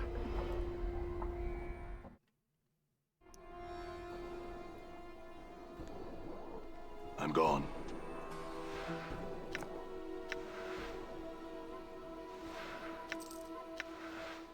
Don't mind me, I'm just stealing your possessions. Dooba-doop-boop-boo. Dooba-dooba-doop-boop-boo. It's not clear if this is a tombstone or a headboard.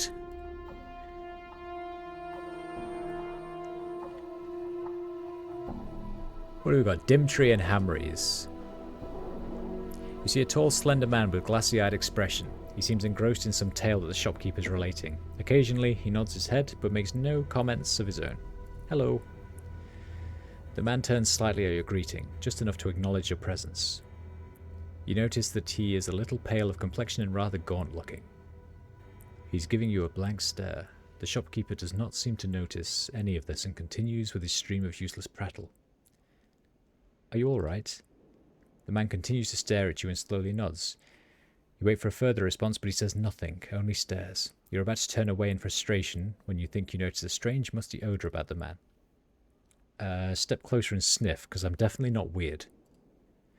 You lean in and sniff the man, unsure what you'll find. As you do, a musty odour fills your senses, an odour you recognise from your time in the mortuary. It is the smell of dead flesh preserved by magic. You're a zombie, aren't you? The creature continues to stare at you blankly. Slowly, as if with great effort, he begins to reply to you. Only your speak with the dead power makes him understandable. Yes, I am Dimtree. Why are you here, Dimtree?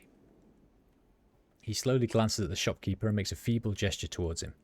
Seeing this as a sign of interest, the shopkeeper redoubles his efforts in telling whatever tale he's relating to the poor creature. Dimtree looks at you again. Hamries, he talks. Hamries never stops. Wanders town, annoys master, annoys everyone. Master create Dimtree. Tells Dimtree talk Hamries. Now Hamries stay in shop. Master happy now. Town happy. Dimtree sad. Aww. Oh, poor Dimtree. Is there anything I can do to help you, Dimtree? He pauses, then resumes his slow speech. You can almost detect a pleading tone in his voice. Yes, find Master Sebastian. Ask him release me, please. Yeah, I like Dimtree.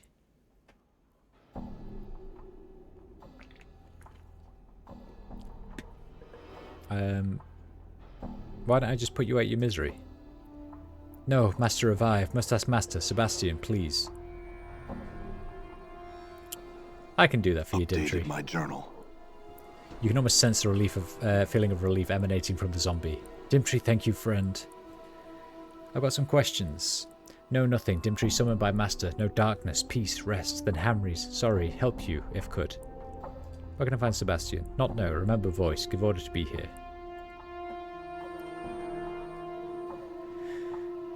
You see a rugged-looking, square-jawed man. He turns to you with a wide smile. How are you, Cutter? Good day to you. Good day indeed. He hands out his hand. I will shake his hand. Hamries at your service. Member of the Harmonium and a fashioner of fine coffins of the recently departed. I think I know you, do I not? Let me see if I can place it. Sharp with names I was in the Harmonium, let me tell you. Knew everyone in the entire ward. My name is Adan. I don't know why I keep saying my name is Adan. I don't know who Dan is. But I've been able to say it like 1 billion times now. He snaps his fingers. Of course, Adan. I knew I recognise you. Anyway, you require my services? He studies you, then smiles, seeing the opportunity for a joke at your expense. It seems to me, sir, that you are one in desperate need of a coffin, and soon. I'm looking for someone named Lothar, or the Master of Bones. He frowns deeply in thought. Can't say as I've heard of the fellow. Master of Bones, you said. Catchy title, that. In a way, I guess you could say that's my title as well, dealing with corpses as much as I do. Now I know that most of them are covered in flesh, but there have been plenty of times when I've had to make a coffin just for bones. There was this one fellow that had his bones picked clean by something. Never did find out what. I have more questions. I hear your father died. Can you tell me what happened? Well, he disappeared some time ago, and I can only assume he's dead. Where did you hear this? I don't recall. You say he's disappeared? Oh yes, many, many years ago. My father was a talented stonemason, and he did not only construct sarcophagi, but he was also quite skilled in tomb design. People from across Sigil. The room begins to fade around you as a memory tugs at your consciousness. Try to remember. Updated my journal.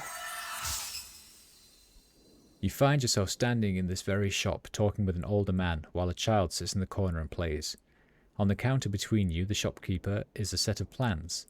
He seems to be explaining some intricacies with the construction of a tomb. Your vision fades as you try to examine the details of the plans. When your sight returns, you are standing in a cavern in front of a tomb. Above the entry, you see a slogan, "Engineered for Eternity," clearly carved in the stone. The shopkeeper is standing next to you, a broad smile on his face. He gestures to you and begins to walk into the tomb. You quickly match his pace from behind and draw your blade.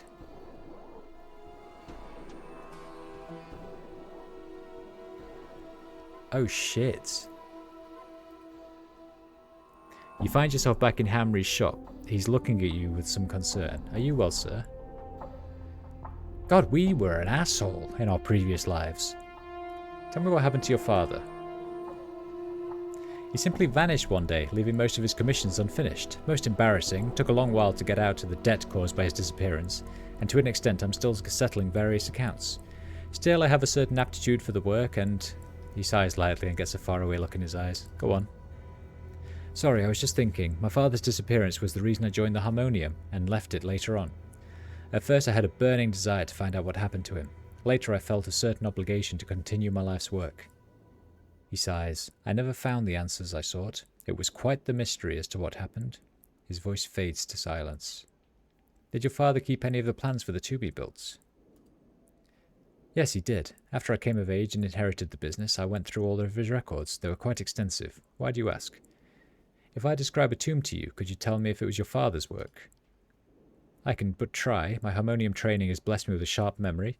I should be able to recognize my father's work if you give me enough details. Describe the tomb from my memory. He thinks for some time. There's little doubt that the tomb you describe is my father's work. The slogan you mentioned has been a family trademark for several generations. This tomb, where is it located? Describe the location. You describe the location in detail, surprising yourself with the knowledge you have of the area. Hamry's watched you with a concerned look. Odd, I don't recall anything in the family records that would even have permitted him to construct a tomb there. The Dustmen are very careful about building rights and real estate, especially beneath the streets of Sigil. Then you recognize the location? He nods enthusiastically. Oh yes, sounds like the Drowned Nation's catacombs to me.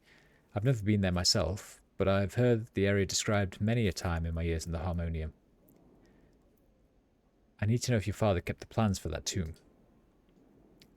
Yes, the warehouse where I store my goods handles my business documents as well. Anyway, they're having internal problems of some sort. New management or some such nonsense. I haven't been able to replenish my stock of late, and I doubt I could retrieve any paperwork from them. The Harmonium would never let things get so out of hand as to cause distress to its customers. Perhaps you would look into the matter for me. The warehouse? Yes, the warehouse is having some internal problems of some sort, whatever that means. I can't get any stock from them until the matter is cleared up. The Harmonium would... Wait, you literally just repeated yourself.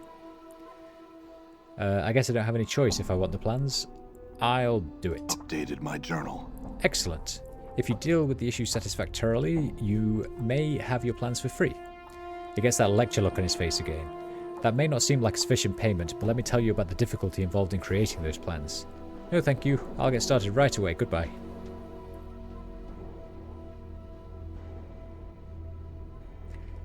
Right. We were an asshole, apparently, in a previous life.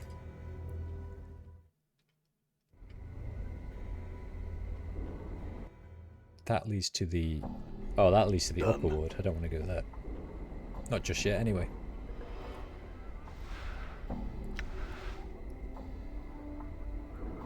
These crates are beginning to show signs of age. Soon they will crumple to a pile of refuse.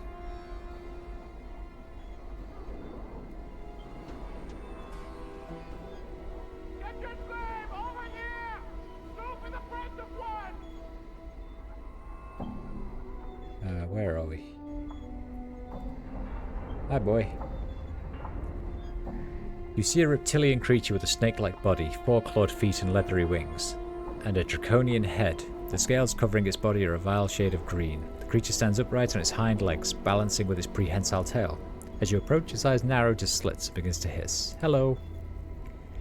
The area around the creature begins to radiate heat, and its scales take on a pale sheen. It gives you a hungry look and appears ready to strike. Suddenly it releases a flurry of hisses and relaxes its stance a bit. Go. Grussup no talk, told wait. Sebastian sent me. The creature relaxes a bit and the air grows cooler. It holds out a clawed hand to you. Give Grossuk information. What information?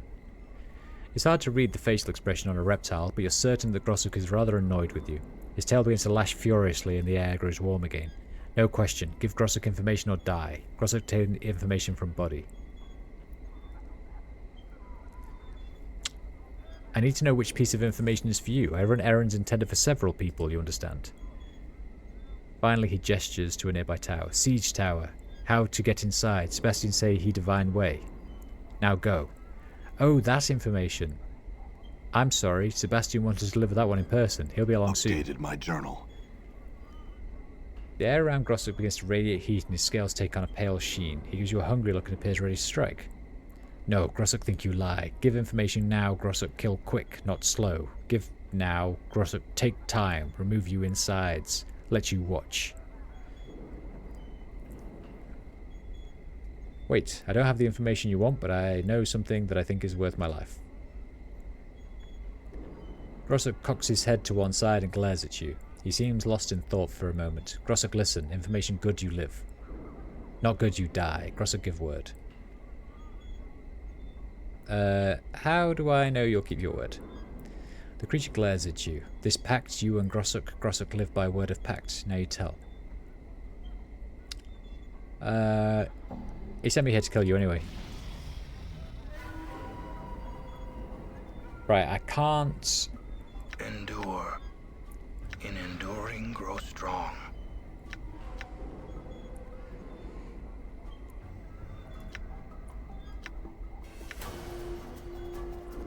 I swarm curse him. I'm gone. No, Okay, ice knife him then. Fuck it. Everyone else just attack.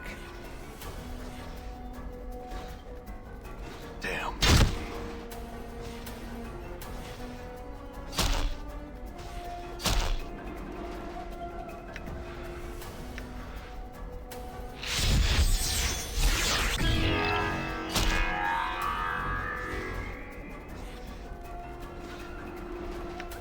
He's kicking my ass, boy. In knowing the teachings of Zerthamon, I have become stronger. I'm gone. Sweet.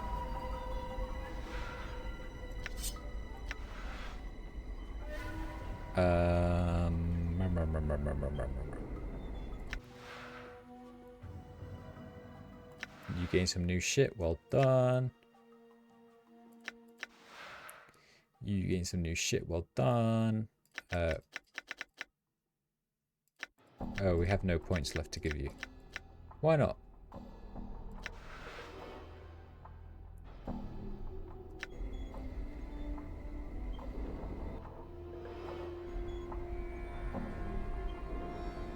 I'm gone. You approach the location of the portal that the boy Laszlo spoke of. You begin to replay your conversation with him in your head. Maybe the secret to getting in is to not want to get in, you hear yourself say. Suppress any desire to enter the tower.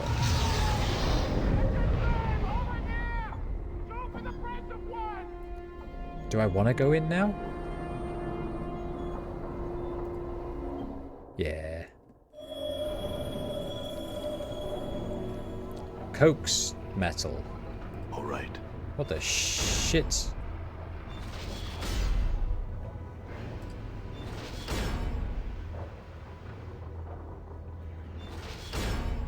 Why would I come here? Hello? Can I dialogue you? No? I'm gone.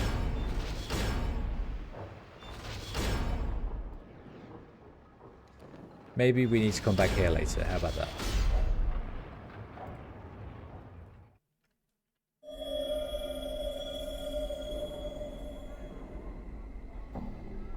Oh, hi, Lenny.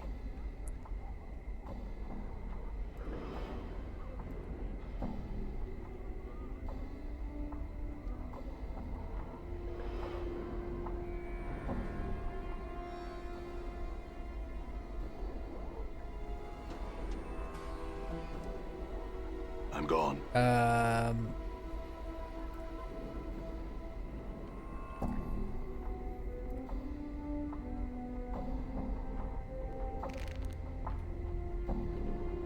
Sebastian, I killed your dude for you. Yes. Have you completed your quest? I've come what is due for me. One moment, please. He gazed into his crystal ball for a moment before returning his attention to you. I cannot thank you enough, Cutter. I shall live up to my part of the bargain. Are you ready?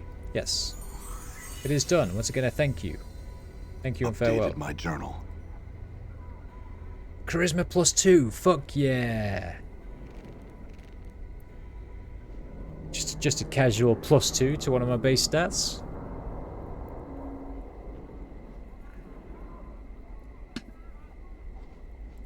How are we looking now? Look at that. My charisma is above average. My intelligence surpasses that of mortal men. There is no limit to the amount of spells I can put into my spellbook. My wisdom marks me as one of the wisest individuals in the multiverse. I get a tremendous bonus to all earned experience. Tremendous bonus. Sweet. Alright. Maybe we can tell him that we killed that dude as well. Hope not forget you saved life. Okay.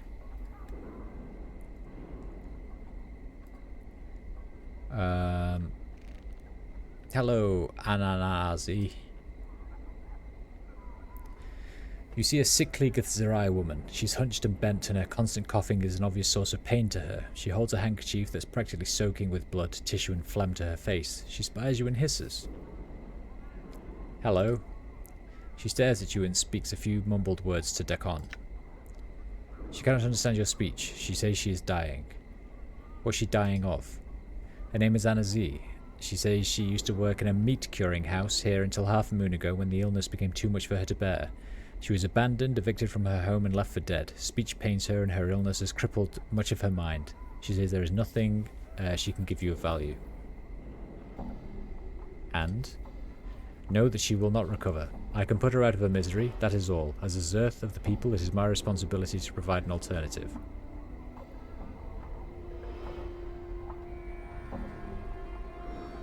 Then be merciful, Dakon.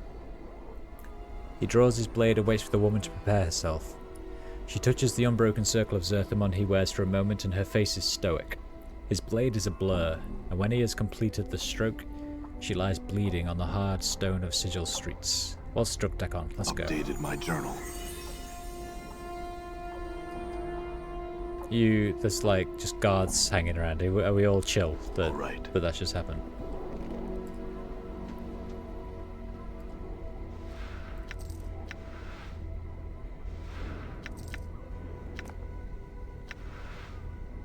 Alright.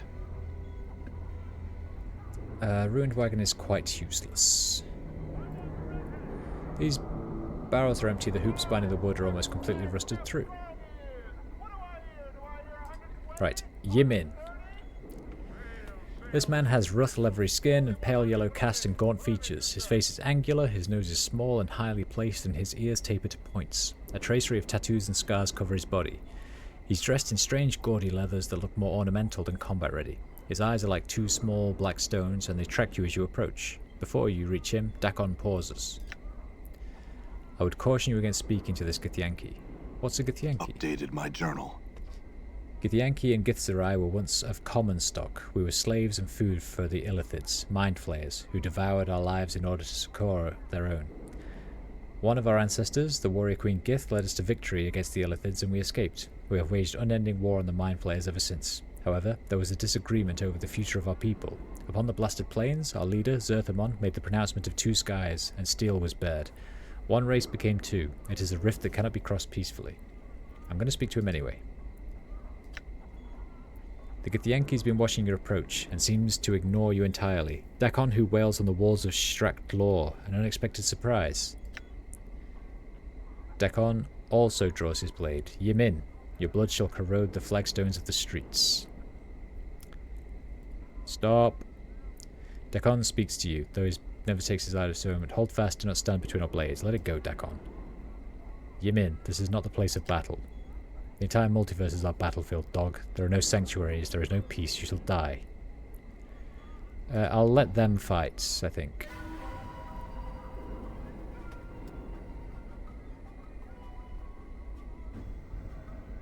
Well, I hear your words. yeah, you need to do Tanja's something. Valley. Tanja's Valley. Karak sings true.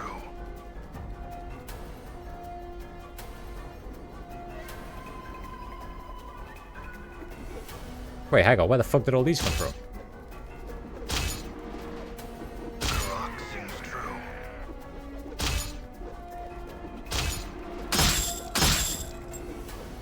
Karak sings true. Damn.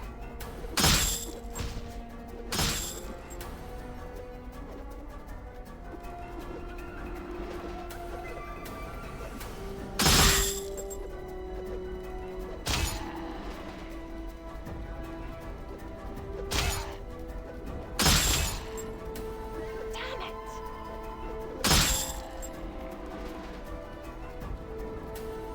Ready. I'm here. Why not?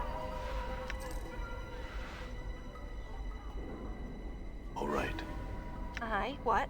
Might as well.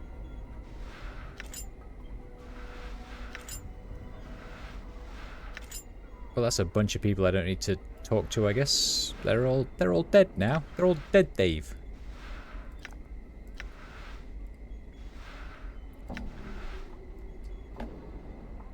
Who else have we got?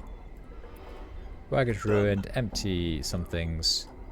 This brings us over to... Use them for whatever you will. They're right over here. Oh, I could have just walked over here, lol.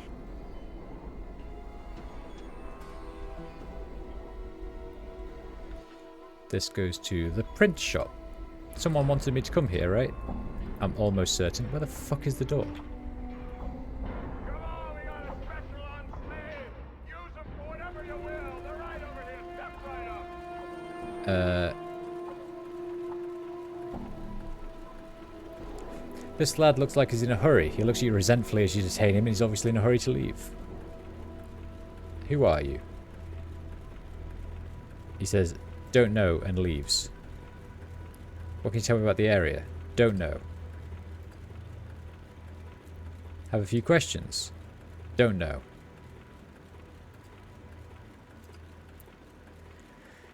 You see a thin, stooped man hunched over a desk, scribbling on a piece of paper. His hair is thinning and drab.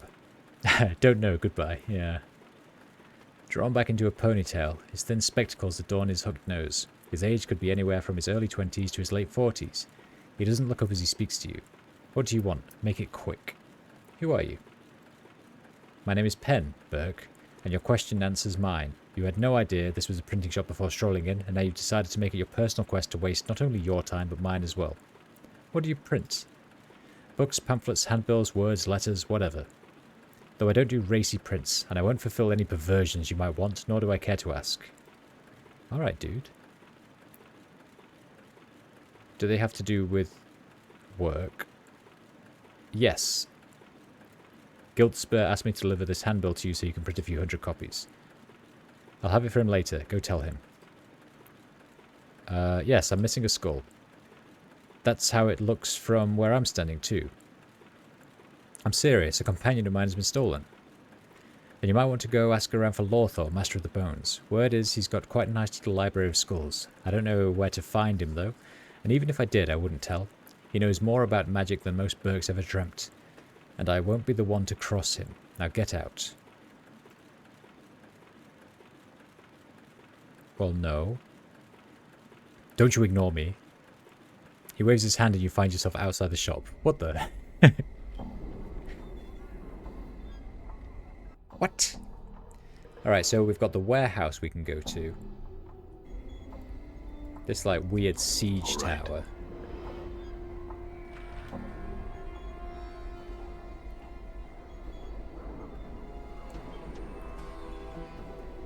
This siege tower is the one that just turned up one day, right?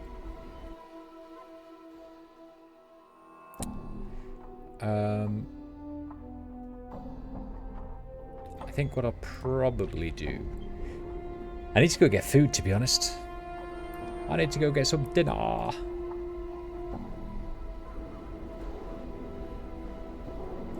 So that's what I'm going to do. We'll come down. I will stand outside this wrecked house. Wherever the entrance to the wrecked house is, here. I will stand outside here, save the game. What's this? Stream 6? Stream 6 and hooray! And I'm going to go get food. Thanks very much for watching, guys. I'm a hungry boy, so I'm going to leave you. I might be back later. Maybe not given the time, though. We'll see. We'll see. Anyway, take care, guys. I will catch you next time. Ciao.